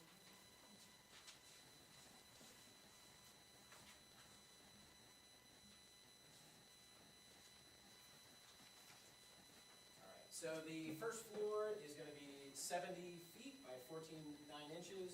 Our dormer area up here is going to be 23 feet, which is gonna put us both under the 500 and the 33%. So this one complies. So let's That's correct. let's compare it with the one that doesn't comply. So, with the- and John, I apologize, I just want to, for the board's clarity too, so the 23 feet you're talking about, that's just a dormer that's on the 3-on-12, the rest of the structure that's on the 15-on-12, that would be attic or non-habitable attic space? That's correct. All right, thank you. Completely unfinished. It's actually attic. So that's the drawing, and now let's go up to the one with the fourth bedroom. So what does the fourth bedroom do? Correct, so this one we are gonna be above that, so we would need to seek a variance for that second floor there. Because on that second floor, we are at, still 70 feet on the first floor, but we are at 61 feet. So that puts us over the 500 square feet and over the 33%. So what we're doing is we're filling in some attic space, capturing it to make living area. Correct. And what about that deck in the back? Is that a little smaller? I don't know. The decks are the same size. The same size, okay. This is what I'm talking about right here. They're the same size? Correct, as the first one we saw. Okay, thank you. So those are the differences. And, you know, Mr. Laurie will testify with the planner. We think that it's a fair trade because we're gonna have owner occupied. It just gives another bedroom. We think that the variance is justifiable, if had to, we can make them both comply. Obviously, that's the other side of that argument, but we're hopeful the board will see the merit to giving a fourth roof for him. And then, John, just for clarity again, right, so we're saying the one structure doesn't need the roof pitch variance, has that exception, doesn't need the height variance, or for the story, because it's under that threshold. The second structure needs the height variance because it's over the 33% 500. And I just want to, for clarity, is that the one that needs the variance, is that the northern structure that's adjacent to the restaurant, or is that the southern structure? The southern structure, yeah, Okay. away from the restaurant. Okay. And just to, because semantics sometimes matter, I think you said we need a height variance, we do not need a height variance, we need a second story variance. Well, yeah, that's part of the building height, but usually by feet and stories is height. So I would agree, not dimensionally, stories, number of stories. Yeah, height is, Number of stories, but height is regulated by vertical height, but also number of stories, so it's the story. So the height of the structure itself from grade complies, it's just the second story where 1.5 is permitted. And I just wanted to make it clear for the board so they know what's going on. thank you. I have one question for Mr. Hartman. On the three-bedroom house, the non-habitable attic, how is that accessed? It looked like it was on the opposite side of a bathroom, so is it? Oh, that's gonna be accessed by pull-down stairs in one of the rooms below. Okay. So you're not showing a door there? No, with that bathroom there, we don't quite have enough wall space for even a hatch there, so we're gonna be using a full set of pull-down stairs. And the roof pitches, right? So if you're like on Correct, the back yeah. of that stairs. Pitches up this way. So my point is, like where the stair is, the peak of the roof is here and then it goes down. That's correct. So like right here where the stairs is, that might only be 4 feet high. I'm making up the number, I don't know what it will be. Yeah, really the full height, if you're looking for like a full 7-foot height, you really only have, I think it's like a 3-foot hallway, basically. And we could match that up with right here, right? So here we have the dormer that comes out, that gives you the full height, but starting from here back, Yeah, everything Got the past there pitch. is gonna have, and it's quite an aggressive pitch, which is really gonna cut down your ceiling height in there pretty well. Not that there's really a finished ceiling, but your head clearance in there is gonna be pretty low. so obviously this image right here, you're looking at it head on, but this might go way back. Correct, yeah, I mean, the dormers, even though in this elevation view, they might look like they're up against the back wall, those are really about To match 40-something this, feet back. to match what's on the right. That's correct. Okay. Question, you might have said it, but I missed it. What is for the larger home, how much does it exceed the 500 square feet or 33%? I know you said it exceeds it, I might have missed when, On my phone.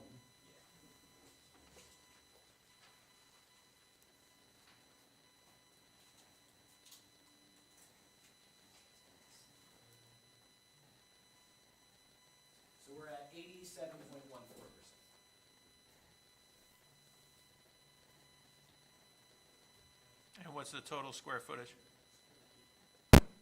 Oh, total square footage of that of the top floor? second floor?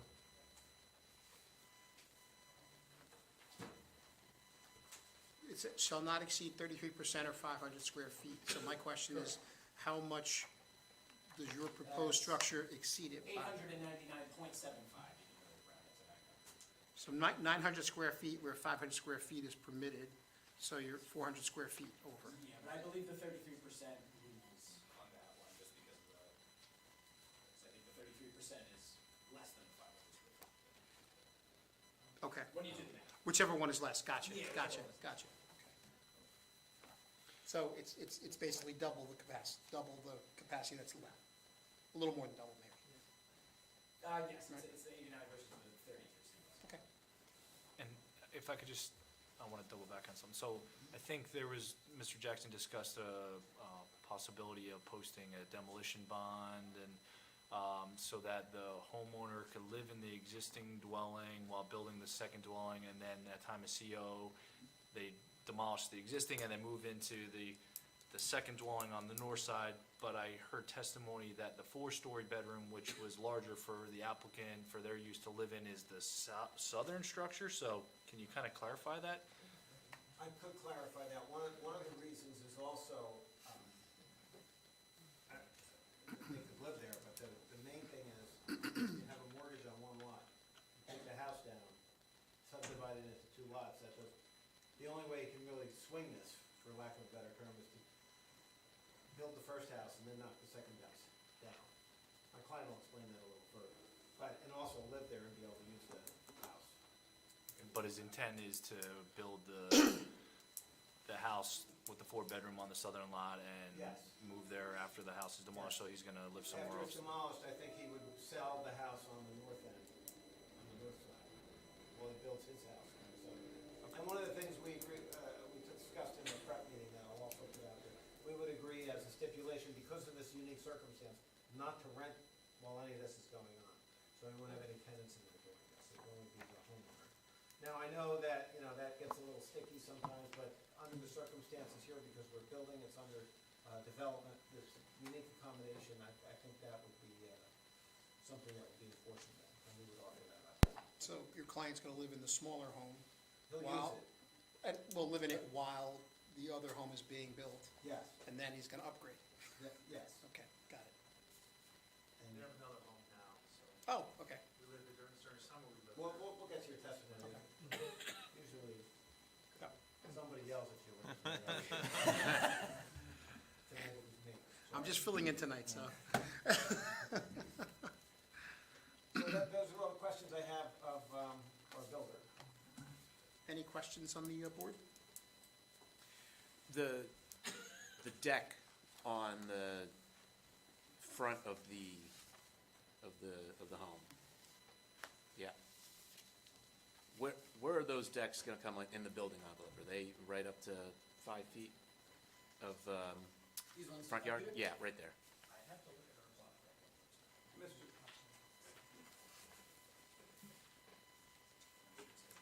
Yeah, Mr. Laurie might be the better witness to identify that. Looking for the top plan. That's the top plan. So Mr. Lloyd can correct me if I am wrong, but from the plan here, on the northern lot, which would be 14.02, we have 8 feet, so we're a little further back than that 5 foot. And on the other one, in our case, what would be the 4-bedroom one, over here, from plan, I'm reading 13 feet.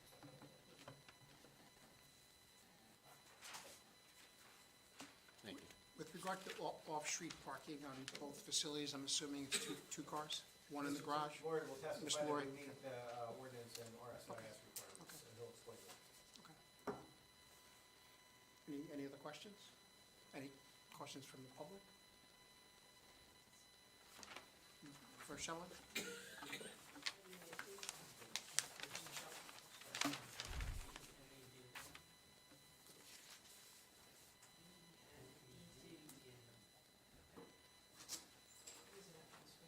No, this is questions only right now. Questions of the witness. about the plans. Yep. Correct.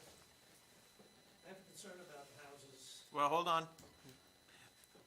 Just to be clear, there's gonna be a separate part when we're gonna open it to public That's what I want. to give your comments. Any I specific? can see where we were headed. Any specific But questions? there'll be a separate time for Yeah, that. to clarify, any specific questions from the audience of this witness? Oh, from him? Yeah. Of him. Well, yeah, actually, Come up and please just state your name. yeah. My name is Jim Fishback. F-I-S-C-H-B-A-C-H. So I guess my question for you is that the plans look like it encompasses almost the entire property. So I'm concerned about the drainage coverage, because my house is like behind there. And I'm lower now, so my question is that normally when you build, there's a certain amount of allowed coverage, where you have to allow like water seepage, and water's an issue on Randall. So my question is that, how is this all gonna be drained out, or am I gonna get more flooding, more water, in the area? Fixing all the roots and everything, so what's the plans on the drainage? Mr. Laurie is the civil engineer, he's the next witness. Oh, that's not He'll right. address that. I'm sorry, okay. That's okay. Wrong grade. He's- He's the house design. Mr. Laurie is the engineering who'll answer those questions. Sorry. I'm imagining you both have questions for Mr. Laurie when he comes up. Yes. Okay, there's no other questions. I think we're good here. Thank you very much. Thank you. With your permission, if I can call Mr. Tim Laurie, our Yes. engineer and planner. Go ahead, Counselor. Mr. Laurie, could you be sworn, please? You solemnly swear or affirm testimony that you give this matter be the truth, the whole truth, and nothing but the truth. I do. State your name and spell your last. My name is Tim Lord, L-U-R-I-E. Am I still under oath from the last year? Nice try.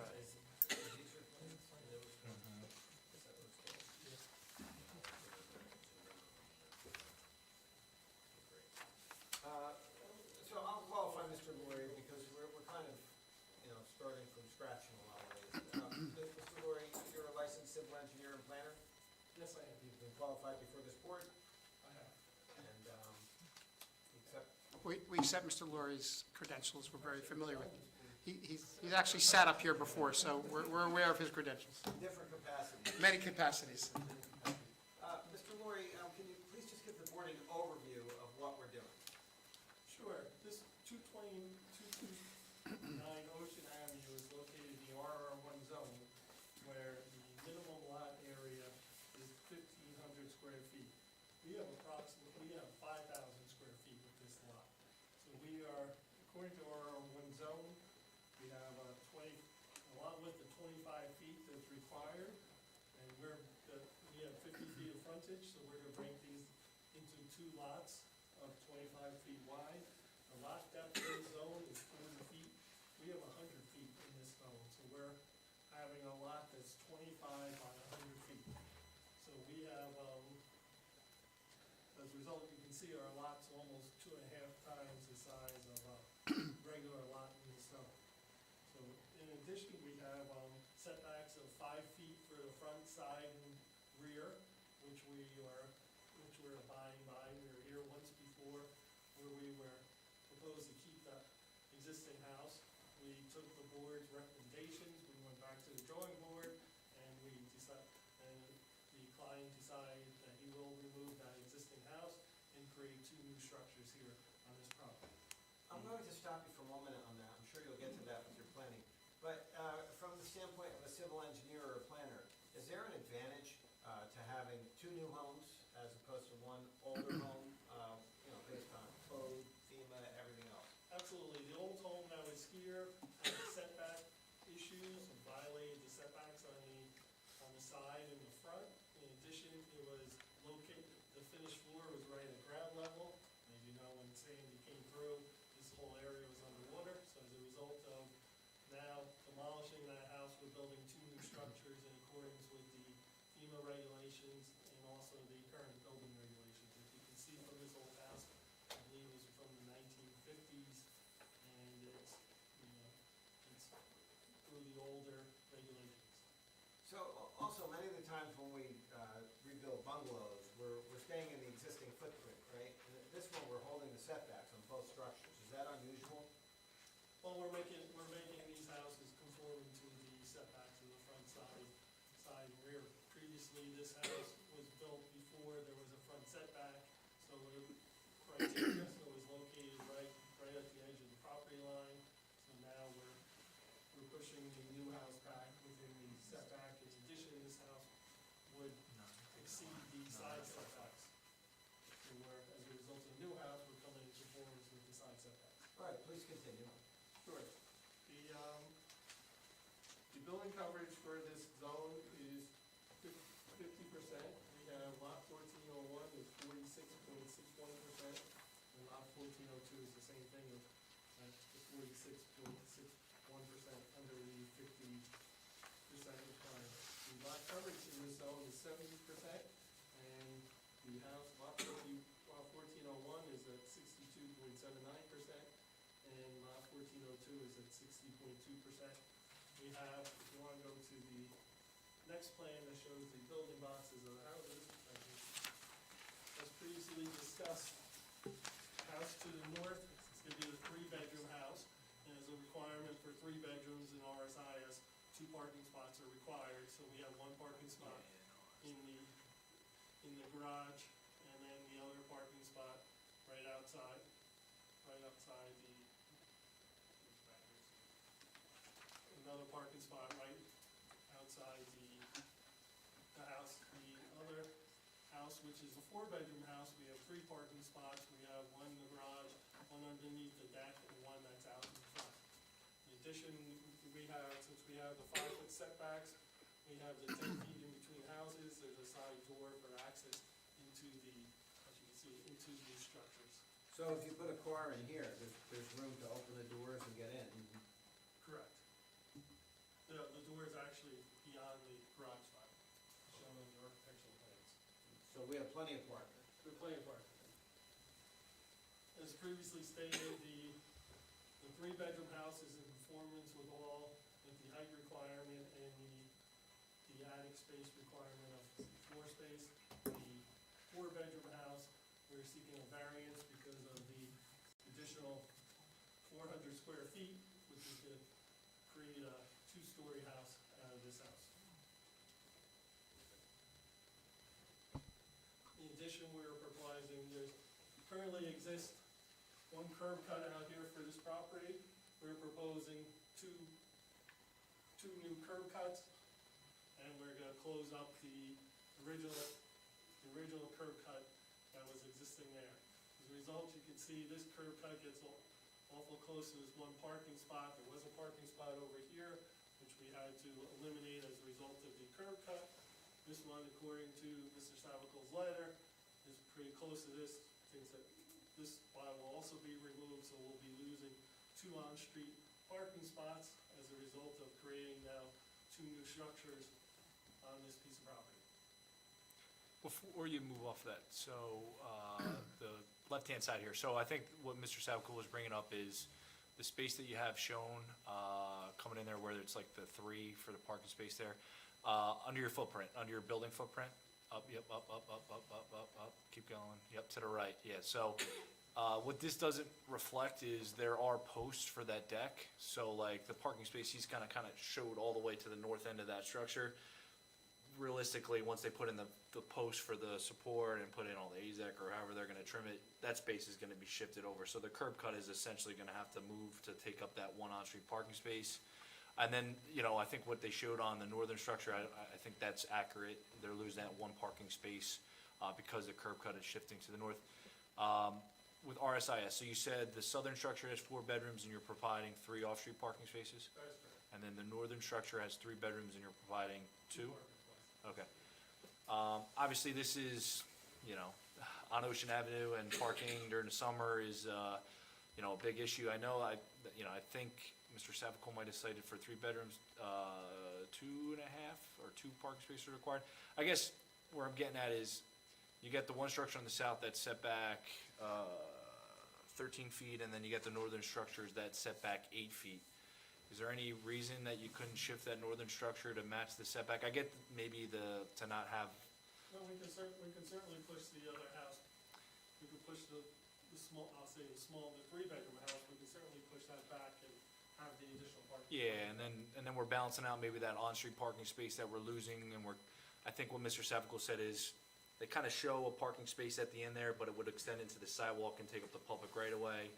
By shifting it back, now you get that full 3rd parking space without obstructing the pedestrian way. I think that would be, something the board should definitely consider if the applicant's amenable to Can it. we read it? We can do that, yeah. I just offset it just for the visual impact, but we can certainly push it back. So just to clarify too, with the 2 offset curb cuts, what's the width of the proposed curb cuts? I can't see it on my plan. 9 This feet. one says 11 and 9, but I believe the ordinance is 10 to 13 feet, so Mhm. I would make each one at least 10 feet. The one, you don't have to worry about parallel parking, right? So you can make it a little smaller, it doesn't, right? Let me go to the Oh, aerial. this spot is Let me go to the aerial. So there's a yellow curb there. My point is, well, let's go zoom into here, because this spot does stop pretty far back from the intersection. So it's something I guess my question is there any fluctuation with the width of the curb cut in order to at least preserve one of the spots that's so close? This one, we'd have to review it with Mr. Savickel's office because there is a distance to the intersection that this spot is set back to see how far, what his requirement would be. Because we might be, we only need a couple feet to save that spot. So it's quite possible that we can bring this. And my point was, I mean, our municipal parking spots are huge, which is important when you parallel park, when you have, but that space has nothing in front of it. You could pull in and back into it without having another car there, so, maybe it could be a little smaller than the standard parking spot. Mr. Lloyd, And we're concerned, it looked to, like I said, there's room to the intersection that this can be shifted a so couple you'd feet. work with Mr. Savickel in his capacity as the borough engineer, just to try to make that all work. Yeah, so, and just to add clarity to that too, right, so the space, it scales to 22 feet, and Mr. Jackson is correct, right? Yeah, so typically with parallel parking, if you're one of the interior spaces, not the one on the end, 23 is generally what you have. When you're in end space, it can be lower, anywhere, shorter to 20 feet, because you're not backing up and trying to fit into the space. You can kind of pull straight out, or if you're in end space, back straight out. So they could reduce it 2 feet and maybe shift the curb cut to still keep that on-street parking space and not have the conflict with the post. And I would just say, obviously, they're creating a new curb cut with the subdivision, right? So any new curb cuts have to, subsequent to a board approval, would have to get approved by Borough Council, so. But to clarify that, with construction of a new home, they're entitled to a curb cut. I wouldn't disagree with that, but obviously, as far as the width No, of the, the width of the curb cuts. No, I understand that, the council has to approve it, but, Yep. you know. I'm not worried about the council, I know a guy. You do?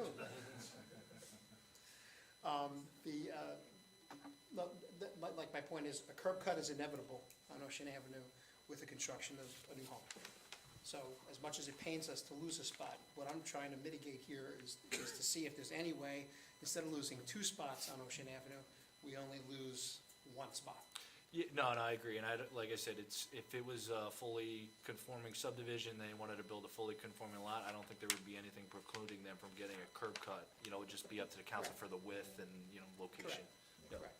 I think if we move the north house back equal with the southern house and gain a spot right there, and we shift the spot right here that says number 1, I think we won't be losing any on-street parking now.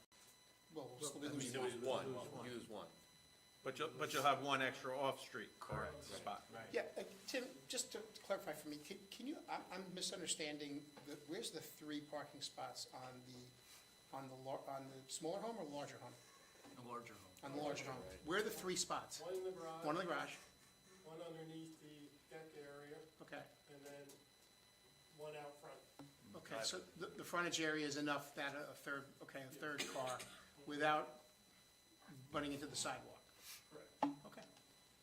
Great, because I missed that. My plan is very small, and even with my If glasses, I we couldn't. even need to shift the house back a foot or 2, we still have plenty of room on the rear setback. Oh, I Charlie, like the idea of pushing it back. You said about the amount of parking spaces required for the 2-bedroom unit. How many is that required?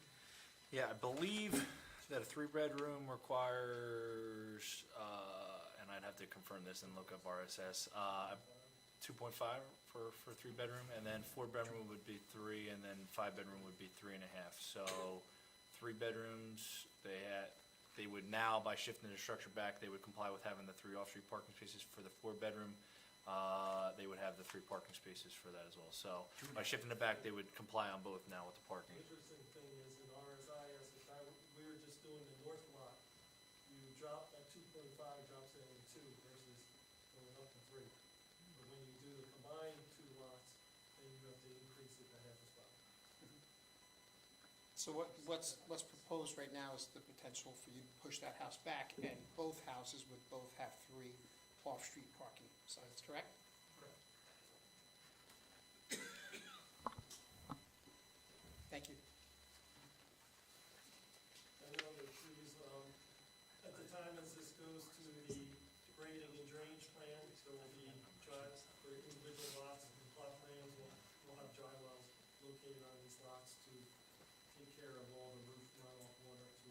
lessen the amount of water that's gonna be released. So, in terms of grading and drainage, I see there's little numbers on these plans. There's X at 5.63 and 5.30, and then on the lot behind, there's 4.64. Those are all grading numbers, right? Yeah, those are all existing elements. And do you anticipate that by virtue of what we're doing, that you will have any ponding or flooding or anything as a result of, the additional coverage? No, once we put the dry wells in for the roofing area, it's gonna lessen the runoff that's previously there for a summer parking lot that's there. All right. So the variances that we're not looking for any bulk variances on the ground, we'll comply with grading and drainage, we need parking. You have not addressed, in your capacity as a planner, the fourth bedroom and the roof. First of all, you agree with the assessment, we don't need a roof pitch variance?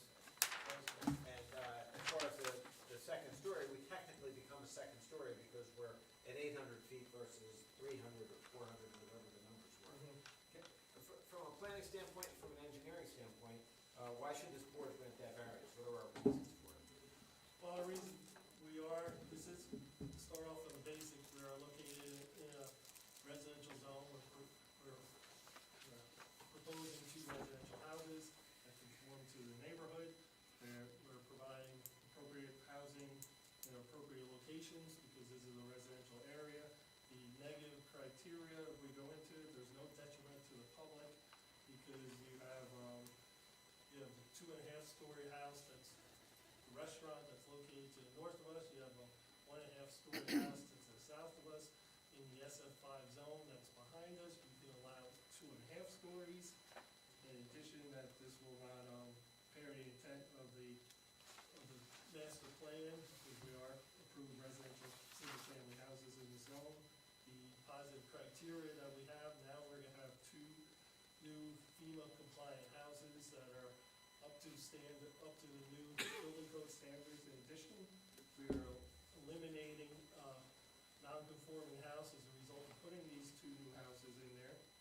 We are in accordance with the MLUL 40:55D, we promote the advances of the zoning by B, securing safety from fire and flood, also providing adequate light and air and open space as a result of meeting all our setbacks and having the 10 feet separation in between the houses. And it also, since we are two existing lots, we also conform to item E to promote appropriate densities and concentrations in proper neighborhoods.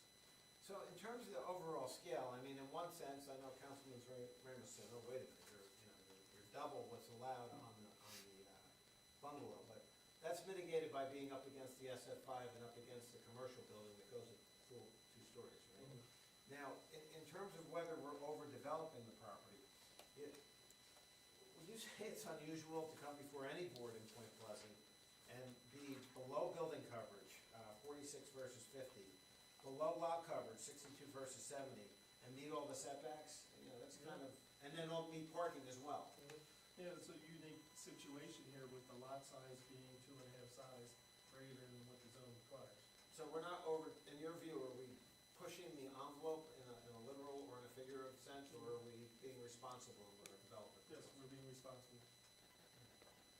And that goes to the negative criteria. Now, in terms of a planner, now I know you've lived in Point Pleasant Beach, I know you spend a lot of time here.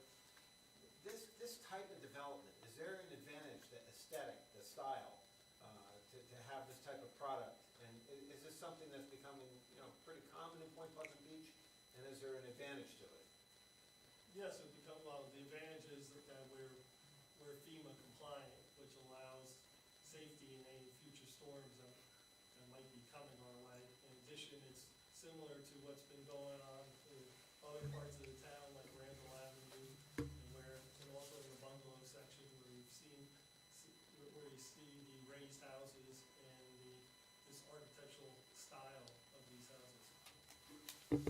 So in your view, can the relief be granted without any substantial detriment, and can it be granted under C1 and C2? Yes. So C1 or hardship is that we have these, we have to utility of it. And under C2, to promote flood, fire, safety, and all the other things you mentioned that we, appropriate housing, appropriate locations, et cetera. All right, those are all the questions I have for Mr. Laurie. Any questions on the board? Mr. Chair, I'll ask a couple clarifying questions. So, you would agree, I think Mr. Sepkel brought up some discrepancies regarding setbacks, maybe on the architecturals versus your plot plan. You would say your plot plan governs, and that's gonna dictate where the structure is, okay. And then, as far as construction of both properties, any curb and sidewalk that becomes damaged, the applicant would agree to reconstruct that. And then it's subject to county standards, because it's the county's right of way on Ocean Avenue. And then, as far as the grading and drainage, so, I think your plan shows a elevation of 6 at the foundation, and Mr. Savicle brought up that the sidewalk is slightly higher than that, so you'll obviously, as a condition of any board approval, have to comply with the township's grading and drainage ordinance and, you know, show there's no impact to neighboring properties. That's all I have. I had one question for Mr. Laurie. With the proposal to keep the existing home during the construction of the home to the north, what is the dimension in terms of where the lot line is proposed vis-à-vis the existing home? It's hard to tell on the existing condition versus the improvement plan.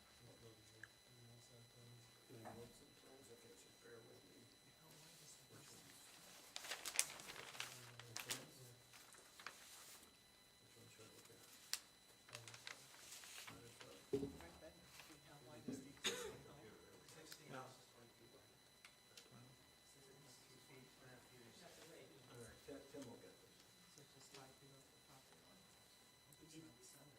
The existing house to the new property line is gonna be 2.24 feet in the rear and 2.18, so 2.2 feet from the property line. Does that cause any issues from a fire safety perspective as far as separation between the existing and the new structure while it's under construction? Not under construction, but before this, at the time a CO was issued, it wouldn't cause an issue. So that's why this house has to come down before the CO is issued for that house. So if the board acted favorably, it'd be a condition of approval, the posting of the demolition bond, and then also no CO on the northern structure until the southerly structure existing is demolished completely. Yes. All right, no, I just wanted to. Yes. Okay. Can either of you gentlemen provide clarification to this board with regard to the C1, I think C1, C2 hardship? The hardship, I guess what I'm trying to, from the testimony that I heard, I want to just clarify, what is the hardship? I mean, I get wanting the other house. I don't think they were presenting on hardship. I heard the testimony as straight C2 presentation. Oh, you mentioned hardship, that's why. I did, well, the C1 says because of unique topography, size, shape, I've made the argument and had it rejected, and I've had it accepted in different towns, that when you have an oversized lot that's long and narrow, that it's a hardship to not be able to utilize the full potential of your property. I think Mr. Cumberland will disagree with me on that, but that's what our argument is. And that by virtue of having to elevate the house, that, you know, I think it lets us utilize the property fully. Yeah, so I don't. Certainly under C2 though, Yeah. that's a much stronger help. Yeah, I don't know that there's a hardship when you have two conforming lots as far as area and setbacks, and you're able to build.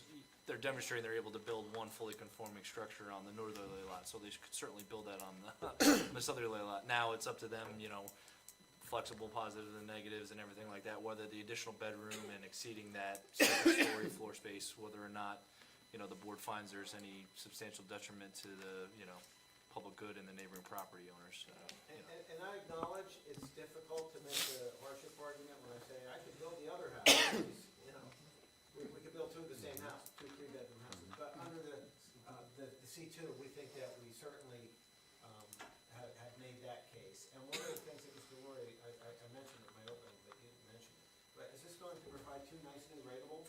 Oh, yes, no, absolutely. It's gonna be, these houses will probably be, assessed above $800,000 a piece, so as a result,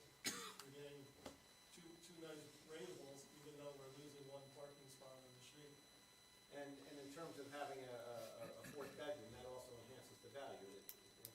It makes a more valuable house. We also provide the adequate parking for that fourth bedroom, so Then that benefits our client first and foremost, but we would argue that it also benefits the entire community by the increased rateable, and also it's the, the value of the housing stock in the general area. To have 4 bedrooms is a nice alternative to have that. And that four-bedroom house, and we're gonna have him correct next, is for himself to retire to this house. Yeah, but, you have to look at the long term. We look at the long Yeah, term. I know. So, I Heard don't know it if many I'm gonna have times. Mr. Bates testify.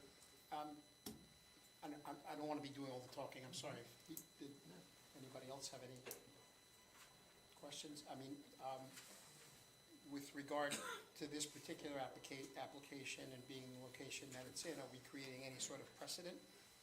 We don't create precedents, No. Every application is, okay.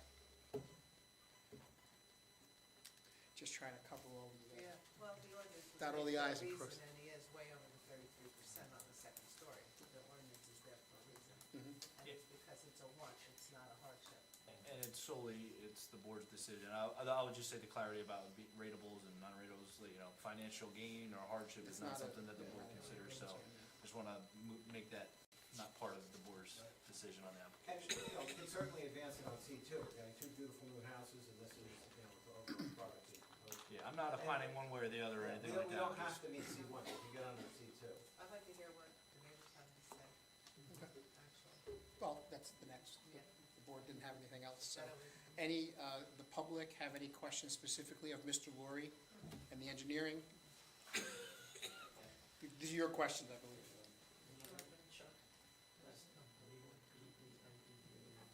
I'm sorry, can you spell it?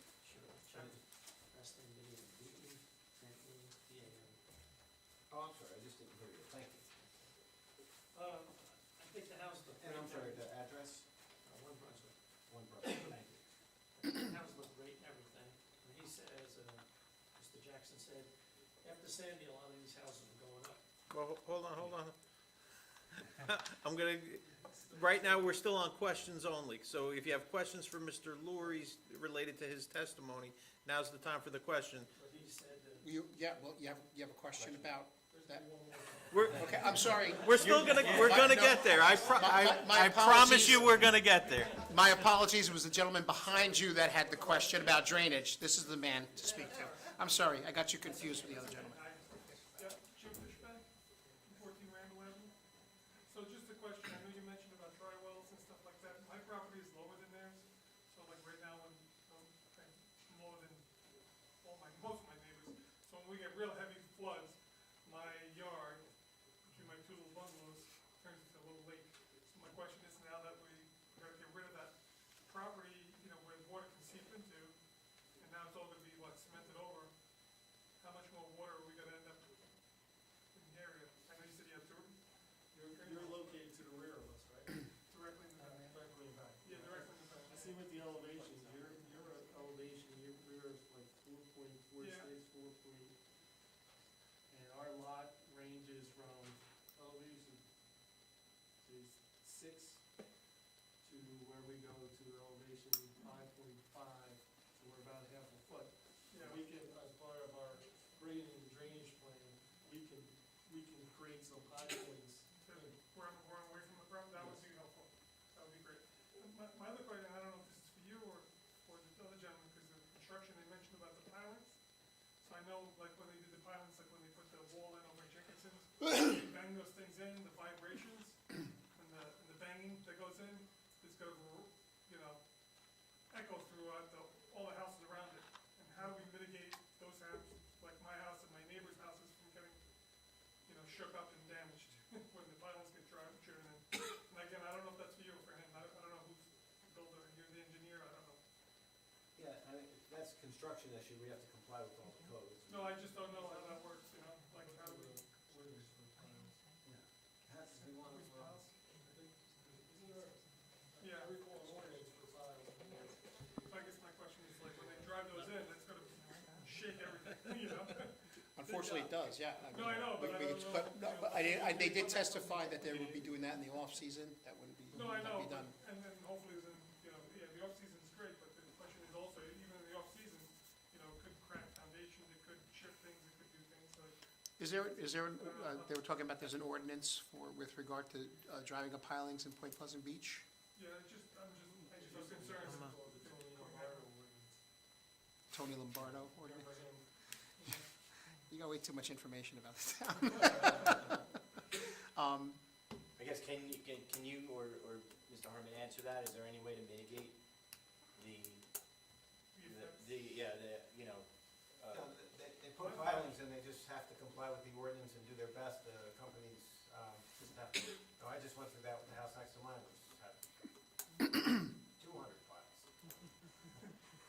So this, And I know what you're talking about, but no, I I'm mean, just saying, that's, but there's other options than pilings, foundations. no, we have to have piles. That's, They don't do other types of foundations on houses? piles are the best in, you know, Is that, it's always pile? Is that, in this area. I don't know. Very sandy soil, so. Yeah. Yeah, I mean, I can comment that we build, I build more piling homes than any other type of home, and I do pilings much tighter than these to other properties. I've never once experienced damage to a neighboring property due to piling foundations. You might hear it, it's gonna probably be a little loud on the day, but I would not worry about damage to surrounding properties. Thank you. Any other comment or questions for Mr. Laurie from the public? Mr. Chair, I'll just add to the drainage. So, so you said that you're gonna have dry wells and it'll be linear, they'll be in the side yard and everything like that. So, and you're gonna create a grade break where the yard at some point will grade to the front. So I would just ask that, you know, the overflow for your dry well system has to be directed to the front and the public right away. Yep. Does that address that gentleman's concern with regard to his property, what you would say, something, Tim, about pushing? The dry wells and the grading will further reduce the runoff that's going back to the property. Yeah, most of your runoff from a property like this is gonna be generated from the roof area, so if that's all going into a dry well and the overflow is directed to the public right of way, that's gonna significantly minimize any impact to the neighboring property owners. Okay, no other questions? Any last chance, board? Okay. That's okay, Mr. Chairman. I have my client available if the board has any questions for him, and I might call him in response to if there's a comment from a neighbor that we need to address with him, but with that, that's our case. Okay. We will open up at this point for public comment. Okay, if the public would like to comment, anything about, Now you go, Chuck. now. You're up. Chuck, you're up.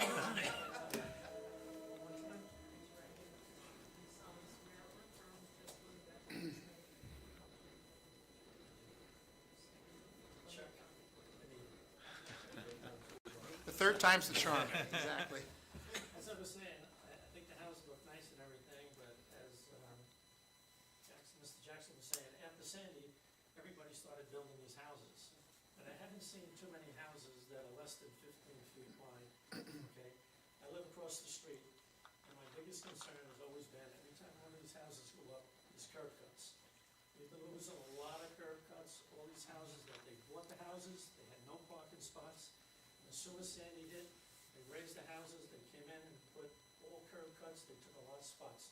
On Ocean Avenue, Randall Avenue, and everything else, okay? A lot of the homeowners on my lane in Brunswick Place rent for the summer, July and August. But from May all the way to September, parking, if you live in this area, you know it's horrendous, okay? And every spot is precious, as far as I'm concerned. There's 47 houses between Brunswick Place, Lake, and Henderson. There's 4 houses that have parking. It's 43 cars that have to find parking spots on the street, will pay anywhere from $1,500 to $2,000 for 2 months to park their car. Listen, the property here right now, I believe he rents 4, 5, 6, 7 spots. That's 7 spots that are being eliminated by these 2 houses going up. Plus 2 spots on the street. That's nine parking spots that's gonna be eliminated if this is gonna pass. And as I said, each spot for us is getting worse every year. Everybody's raising, spots are eliminated and everything else, and we wind up paying more. We wind up paying more for spots for the summer, just to come over and enjoy the beach that we've been in. I've been down here 40 years, I've been dealing with this, but after Sandy, it's gotten ridiculous. There's curb cuts all over the place. I see on here where he has it, where it's two spots. He has one spot right there now where there's a driveway. We were just talking about moving the spot on the left, there's a spot there. We were talking about moving that forward, possibly. So it would only eliminate one spot. If they do that, one spot on the right would be eliminated. Why can't they extend that, make a common driveway for both of the houses, and no spots will be eliminated? A common driveway for both houses is very often problematic because that requires an easement and it requires neighbors to get along. It's just a better setup to have everyone have their own driveway. We, unlike, many of the houses in this area, we're providing sufficient parking. We think it's a responsible design. We're already using the one spot, but we've eliminated it down to one. We're providing 6 off-street parking spaces. But to have a common driveway in the middle with one curb cut, then you have 10 cars stacked up all the way, and it just doesn't work as well as this will. Overall, we think this is the best. I have another comment too. During the summer, from May to June, May to September, okay? You're gonna have company down your house, okay? You got 2 spots. You got a house, you got your garage, you got a spot in the driveway. I know what people do. They take their cars out, they park the cars on the street, okay? That's 2 more spots that are gone, and when the company comes down, they park in their garage, and they park in their driveway. So we're losing spots. The other thing that happened last year along Ocean Avenue, I don't know if you noticed it, but we have people now that are buying scooters. They're putting scooters in the spots, they're registered, they put the scooter in the spot, they leave it there for a week or 2. When they come down, they take the scooter out, they park their car, they take the scooter and they bring it up to their lot and park it there. When they leave it on the weekend, they take it back down, they put the scooter in the spot, they leave it there. So last year there were 4 spots on Ocean Avenue where these scooters were there. Okay, I don't know if the town can do anything about it, but it's ridiculous. Put them in a designated area where you park, but there's more, if somebody sees this now, they're paying $2,000 for a scooter, they take the scooter down and now they got a spot for the whole summer. And legally, I heard, they're allowed to leave the car, that scooter in there for a week or 2 weeks, and they've been doing it, getting away with it. So that's my concern, the biggest thing is parking, and I just wanted to bring that up. Well, thank you. I feel like I'm at a council meeting right now, honestly, because it is something that we hear sitting up on this dais on the council on a regular basis. And as someone on the council last year, I was in charge of curb cuts, and I dreaded that job because there were so many of them. And the town, just so you know, as a policy, the mayor and this administration, we've been doing all we can to mitigate the number of curb cuts. We're trying to work with these. The challenge you have is exactly what you said, though. You have homes that have been in existence here for a very long time, and they do not have any curb cuts because they didn't have any parking on site. But they're building new homes. And just like for this application, they're building 2 new homes, legally 2 new legal homes, and legally they are entitled to a driveway, and you can't have a driveway without a curb cut. It's a catch-22. He's got a driveway now, and he's got a house. And then there's a second house. If he lifted that house and fixed it, he'd have plenty of parking spots and everything else. By taking down that house and putting up 2 houses, okay, now you're taking away parking spots. And as I said, on the weekends, the cars are coming out, they're going on the street, and the company's parking in. They don't know it. So They do it, and legally, wasn't that the issue? I think legally, We could talk offline about the Yeah. scooter issue. okay. Yeah, I have some information for you. Okay, Are they buying them, match their cars now? Yeah, I I missed know, I that. saw that, yeah. What did they do? They're buying the mopeds Oh, yeah. and leaving the mopeds. Yeah. open for public comment. Any additional public comment? Yes, ma'am. Please come up and state your name. I'm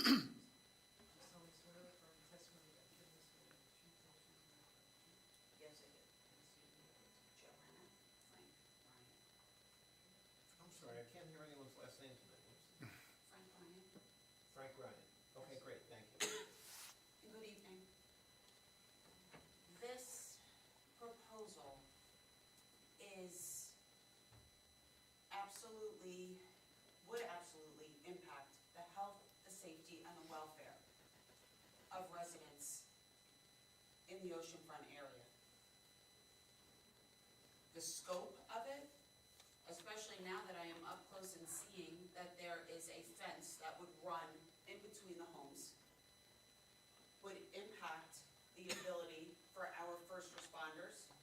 respond to an emergency on this property and to adequately contain it, which could result in catastrophic loss of homes and businesses surrounding this property and including it. That's of grave concern. What is also greatly concerning is the loss of parking. The property, the way it stands now, rents spots out. Those cars are going to be put on the street now. Losing 2 parking spots in an area that is so densely populated and has such a fragile parking system, quite simply, cannot happen. Thank you. Thank you. Can I make one other comment about the parking? Just wanted to make something, I forgot. In season, and even from May, like it's until September, okay? Parking premium. The other problem we have is we have the donut shop there, okay? People pull up with a spot on the street, they pull into the street, into the spot. They don't pull into the lot for the, in the afternoons, same thing with the offshore. If there's a spot out in the street, these people don't go into the parking lot, they park on the street. So you come around, they parking, if they're going to dinner, window lot, they don't do it. They park on the street and they're taking these spots. I just wanted to bring that one up. Okay, thank you. Any comments with regard to what Ms. Frank said with regard to concerns about fencing between the 2 houses and the ability for the fire department or anybody to be able to? We'll have 5 feet between, just like every house in town has. There's 5-foot setbacks, we're holding them as 10 feet between the 2 houses, there's a fence on the property line. That's the typical SF5 criteria. Very unusual in the entirety of the bungalow district to have, and we're eliminating that condition by getting rid of the house that's to the north, that has, what was it, 2.5-foot setback? So, you know, right here, we're making it much safer, and we're holding standard setbacks, which are very unusual, and we're under on building coverage, and we're under on lot coverage, so as far as fire safety. If it wasn't a subdivision, if these lots were subdivided and you weren't going for the 4th bedroom, you wouldn't need a variance. Right. That's the Yeah, problem. You that's- wouldn't need a variance that's for that exactly the 4th issue. bedroom, they're conforming. I don't know if anybody understands that. We wouldn't be able to say anything. And what, you know. They wouldn't be here. They wouldn't be here. They wouldn't be here. If it was for the 4th bedroom, they wouldn't be I'll here. address this in my summation when I get to the point, but by my client requesting a variance, the board has the ability to get this architecture, these houses, in all these conditions, where if he just subdivides it, knocks the house down, I don't, we're not threatening this, but the advantage of doing it this way is if he knocks the house down, any builder could go in, put up any style of architecture, and you might not have this kind of control over it. So there is an advantage to doing it this way, and I'll address that in our summation as well. Wouldn't the fire marshal, AKA the construction official at the time of developing an improvement, be able to know if there was a fire hazard, if it was restricting the access? That's correct. I'm sure he would say something because they do get final say on it, Oh, yeah. on He's the always, plan, so. there's always jurisdiction. No, I'm just saying that so they know that he'll be looking at it. Any other public comment? Gentlemen? So just in, Well, hold on, this time you have to be sworn in. sorry. Sorry.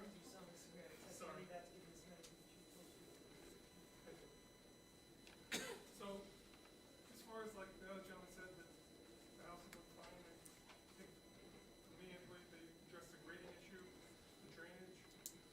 I do understand the parking concerns that they're saying, and being that, I'm behind there, and I have parking on my property, so it doesn't affect me as much as some of these other people, but I understand the concerns, and that's something that you guys, would have to really think about, because, again, I know that they're entitled to it because each house has them, but you are losing 2 spots plus because of, right now, there's a big lot there that's used for parking, but,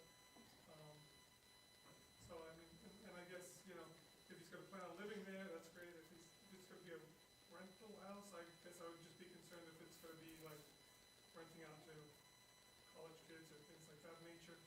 But if it's gonna be premise, you know, he's gonna live there, I guess, right? And the other one will be sold, I guess that's his plan, I don't know, but, We can't tell them who they Yeah. can. no, they're gonna do what it's gonna do, that's all. Yeah, to So, this I board, mean, that's I don't irrelevant, really- yeah. Myself, I don't really have an objection to the whole, so I just wanted to put that on record, okay? Okay. Thank you. And, Mr. Chair, if I could just give some clarity, right? Sure. So the 4 bedrooms that they're proposing, right? So they're proposing 3 on-street, off-street parking spaces, so they meet RSIS in that regard. But, you know, they do need the variance relief for that second story with the habitable area. You know, if they were to eliminate a bedroom, you know, they would still comply with the, you know, off-street parking requirement, but maybe that might mitigate the loss of the on-street parking space that you are losing. So that's just something for the board to consider as part of the application. You've heard the applicant's justification for it. I just want to throw that out there, given there's been some public comment and concern about, you know, the loss of on-street parking and just general parking in the corridor. I just wanted to put that out there. Just to clarify what you just said, because I was So- deep in thought on one aspect of it, but you're saying that, one more time? So they're proposing 4 bedrooms. They comply with their off-street parking requirement, providing 3 parking spaces. But, with the proposed structure and the new curb cut, for the new house on the second lot, they're losing an on-street parking space, right? For the additional house Correct. on the second lot? Correct, which- but the development as a whole, you know, if that southern structure didn't have that additional bedroom, potentially they would eliminate that variance requirement for the second-story habitable space. And then, that might mitigate for that loss of the on-street parking space with the addition of the second lot. You know, that's for the board to weigh as part of the application. You've heard the applicants, you know, why they feel they need it. And, you know, they're satisfying of the flexible C variance to C2. It's really up to the board's decision on what you think about it, but I just wanted to put that out there for clarity. There is an ability to build essentially 2 of the same structures, and, you know, maybe mitigate that loss of the on-street parking space.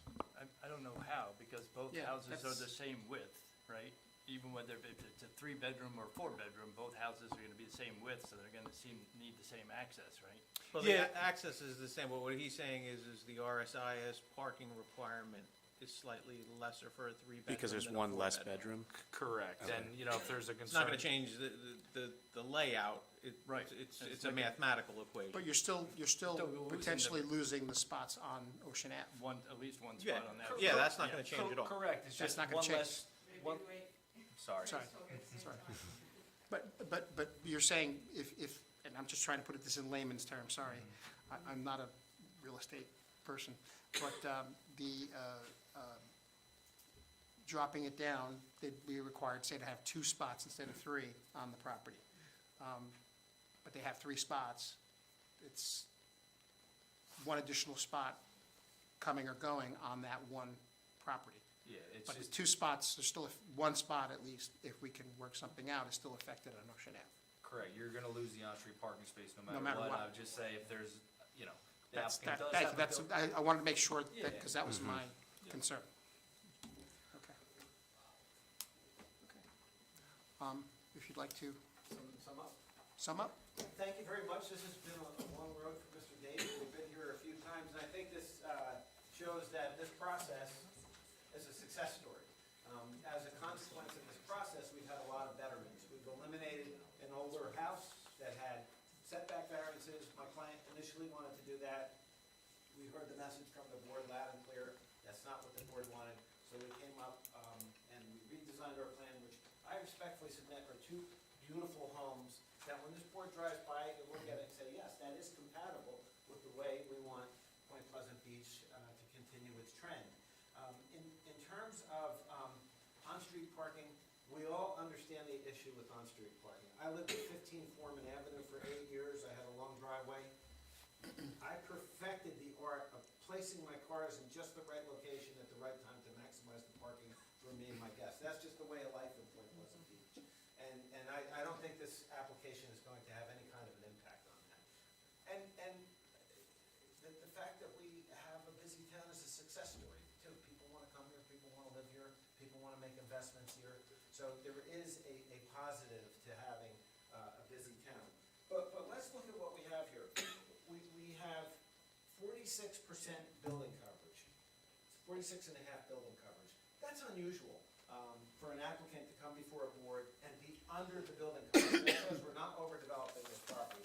Likewise, we're at 62% and 60%, whereas 70% lot coverage is allowed. What are all the advantages that this applicant is providing? We're eliminating the side yard setback. I would submit that that improves fire safety by eliminating that older stock of bungalow that's below the flood elevation. This application is approved. It provides an incentive to my client to eliminate it and have this house that's within the setback. We'll have full 5 feet all the way around on this. And then also, the most important thing here, which we've hardly talked about, is the FEMA compliance. The FEMA compliance has an indirect benefit too of it allows us to park under the house. So the architectural magic here, and to be fair, this is what the council over the years has adopted the height regulations. We could get parking underneath and then still have essentially a story and a half or a story, technically 2 stories on the one side because of the 4th bedroom. So that enables us to have not only a beautiful house, but 3 parking spaces right on site. So we're eliminating 1 space, but we are providing 6 off-street parking spaces. We're hopeful that the board sees the work that my client has done, as well as his professionals and his designers. We thank the board for its attention, and we're hopeful that you see the merits of this application. Thank you. Okay. Thank you, Counselor. Is there anything additional in your letter that you need to clarify or have any other questions? No, I think they touched on everything in the letter. Okay. Comments from the board? Well, first of all, the visual that you have up now was very helpful to me. I thought it was difficult to really sort of picture this in my head. I went by the property yesterday, I took a look at it, and I could not look at this and really picture something that was going to make sense. So that is very, very helpful. Where I'm at with this is that, you are under on coverage, you are within the setbacks, right? The only thing that we're talking about now is specifically a 4th bedroom, but my struggle has been that right next door there is a conforming house. And I don't know that I truly do understand the need for that 4th bedroom in the sense that you could live in a 3-bedroom house, right? So that's where I struggled with this. I don't know that that argument was made for me. I do like the houses. I do like what they look like. I do like the fact that they are going to be further back on the property, and that we've addressed a lot of the concerns that others have had. But that was a struggle for me, was to understand why that 4th bedroom was going to be there.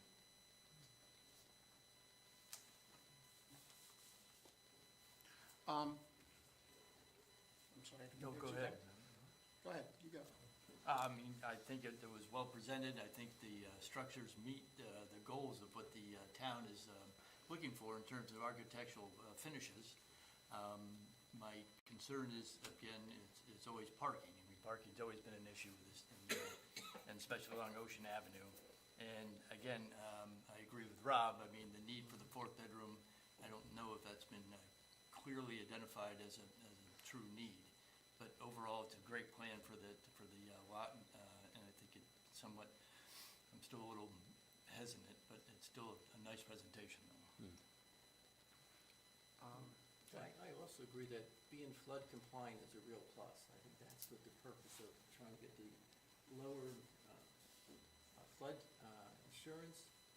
But I do have a problem with the 4th bedroom because I haven't heard any need for it.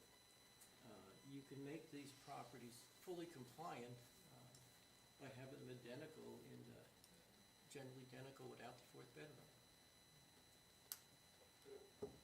I'll echo everybody else's comments. Parking to me is a major issue. I think the houses look beautiful, but to everyone else's point, I didn't see a need for a 4th bedroom, and even losing 1 spot on Ocean Avenue is going to impact the neighbors around there. Again, parking is the buzzword in town, but I think that I do appreciate your willingness to mitigate it down to 1 spot. I think, look, the challenge here is that they're entitled to the curb cut. They're entitled to have that curb cut. They're entitled to, it's a conforming structure. I think that their willingness to push the house back and add that third parking spot for both houses does help to mitigate some of the parking stuff. I do share the concern about that fourth bedroom, though. I mean, I keep asking the question is with regard to, are we creating any precedent? And then it's no precedent because every application sits on its own. But the variance process, at least to my understanding, and maybe you want to clarify it again, is that there's a hardship for it to be asked for. And, I mean, having a fourth bedroom is, it's great, don't get me wrong. And I think its impact is not that severe, but in the same respect, I always go back to my concern about creating a precedent, or creating Well, I'll address both of your issues. I wouldn't be concerned about creating precedent, so to speak, because every case turns on the facts and the presentation and the specifics of that application that's before you.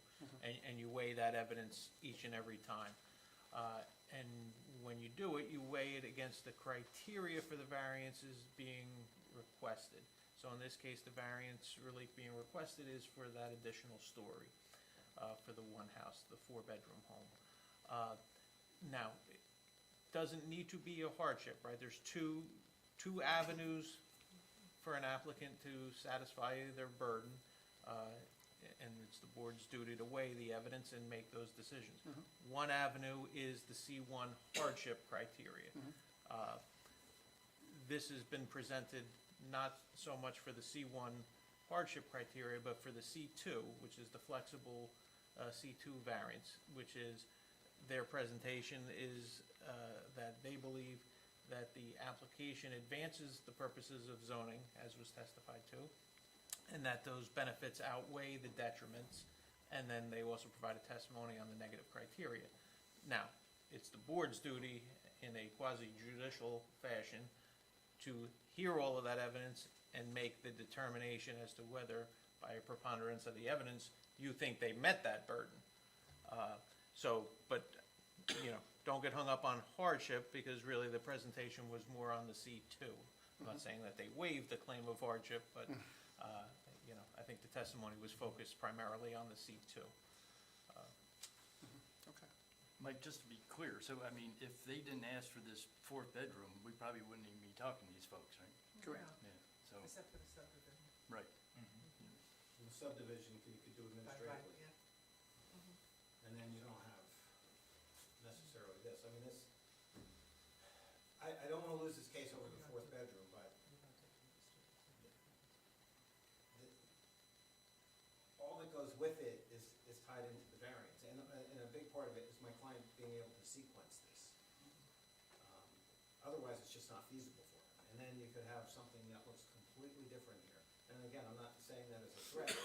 But you still have to comply with the zoning ordinance. I mean, even if you didn't have this plan and you went to your own plan, a different plan, you still would have to meet all the zoning requirements. Yes, we would, unless we got a variance. And the only variance we're seeking here is for that 4th bedroom, which extends the roof a little bit. We think all the benefits outweigh that little, and my client's saying, you tell them I have a lot of kids. I know the board looks at what the future owner might have, et cetera. But, there is a reason for it. We think 4 bedrooms, for the reasons Mr. Laurie stated, does give an advantage. But the advantage is, we're just talking about a little extra length in the house. And again, I don't want to lose and get sent packing because of that 4th bedroom. The board could get some of the relief, all of the relief, or none of the relief. But this is what the package is, and I really hate to start this all over.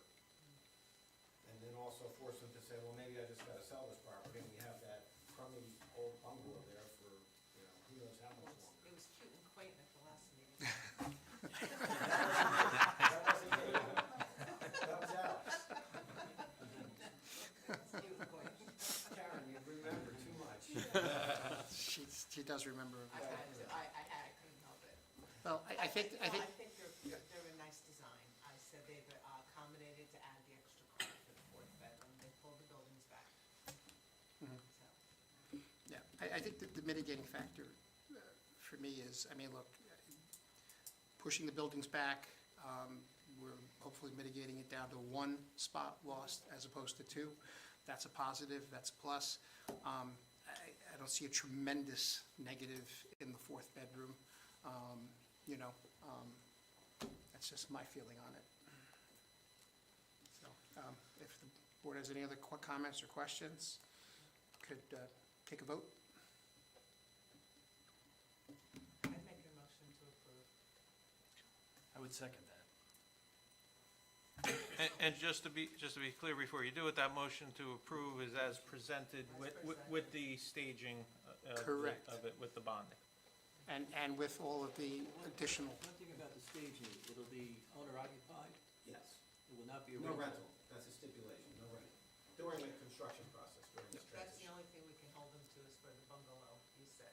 That Yes. he's doing that, he won't be doing summer rentals in the bungalow, but we can't stipulate the rentals of the No. houses. No, We're no, not just trying talking about during Yeah. the demolition period. with the additional stipulations that would be in there, as well as what we Yeah, all discussed. of the conditions All that the were. conditions, including the that would be in pushing the back resolution. of the building.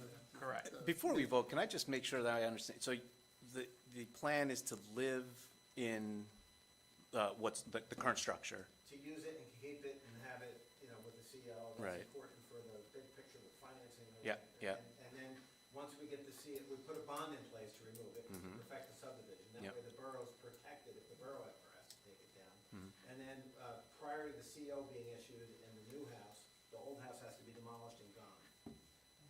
And it can't be rented in the meantime. Okay. Just to be clear, so the normal course of action would be when somebody comes in with a subdivision where the existing home's gonna be demolished, that usually one of the conditions would be the demolition would have to take place before the subdivision plan is filed and ultimately perfected. With the theory being, you know, you're not gonna hold on to the one while you have the benefit of the two-lot subdivision. Oftentimes, it's also a practical matter that the existing home is basically over the subdivision line. So it really creates a incongruity that you're filing a map and creating two legal lots, but you have an existing structure that's over the lot line.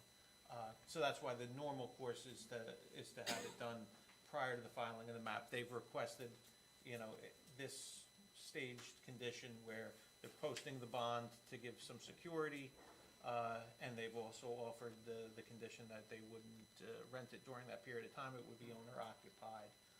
And also, I think the most important condition from the board's perspective, if you look favorable upon the application, would be that the certificate of occupancy for the first home being constructed can't be issued, so effectively, he can't utilize, well, you could sell it, but he can't really utilize it until that house is demolished.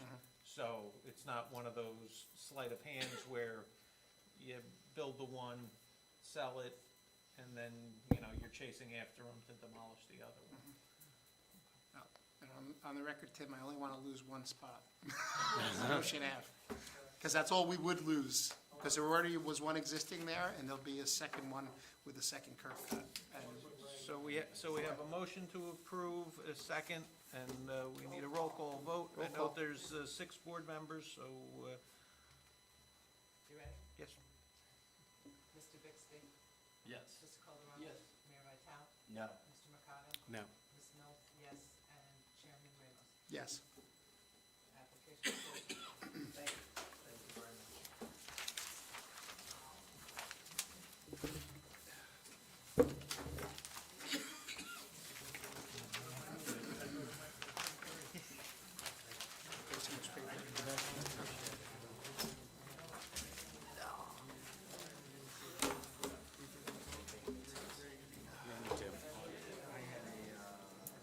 Well done, Mike. I don't, no, they can have it, I don't want this job.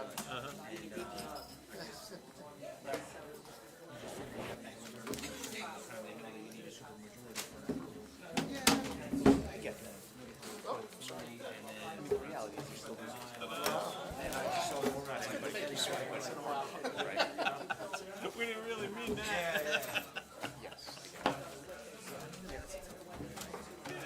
So Mike, I don't know if you can,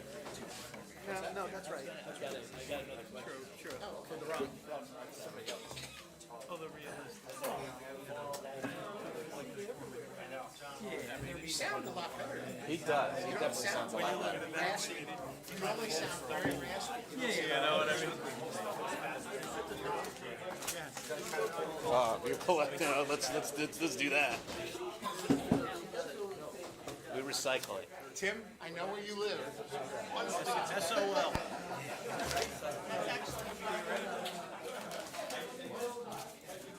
Yeah, I mean, theoretically, right, it's only approved, assuming you know, one of the conditions is that you get it, right? Because otherwise you have no parking, right? Right?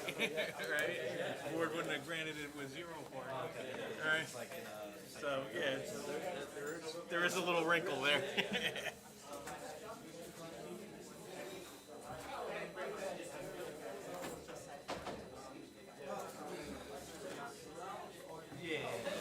That was a close one, John. I was a little worried on this. I was a little worried it was going to go 3-3. I know. That's why I was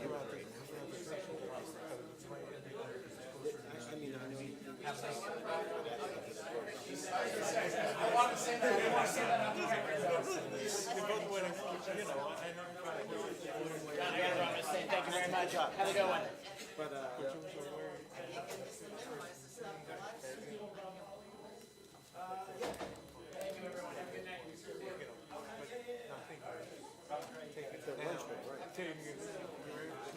Well, you never know, I mean, you can't really, but I thanked them. Yeah, and we're getting another daughter, so. Sometimes people, yeah, you know, She's like 17 months, September she'll be 2, and then everybody thinks. So they're both gonna be basically 2 years apart, so we find something. you're right. And then the first one was like a love cuts. Everybody loves coffee. Unless you're Dunkin' Donuts over on Arnold. So I wish that I was. Yes. Thank you very much, Charlie. Yeah, absolutely. Karen. I am wonderful, but we're still live streaming, I didn't get a chance. No, you can talk, I'm just letting you know that it's still going, so. You know your audience. You know what, I forget a lot of things when I walk into a room, but I haven't forgotten one, Marion's application. Today I emailed her, right? Cute and quaint, that I was great. asked her for the resolution for the Divvy tree for that Splendid thing from like 2011 or whatever. Within 3 seconds, 2000, she sends back, I sent it in February. I'm like, who can remember this? I know she didn't look. I know she just knew she sent it. And then I sent it to you with that email attached. You said if you didn't send it 15 minutes ago, I don't remember and I can't find Well, it. you asked me, I had to go through my records and find it to start with, and we're laughing. I love it. All right, good night, everybody. Always fun. So we went to Holland Tree Farm on Saturday, so. Get rosy cheeks. I did, but I got the main. She's a character, She's got the rosiest cheeks, Did you say she had a nickname? So we just call her Char Char, but we might do Charlie, you know, you never know. I'm still live streaming, hold on, I didn't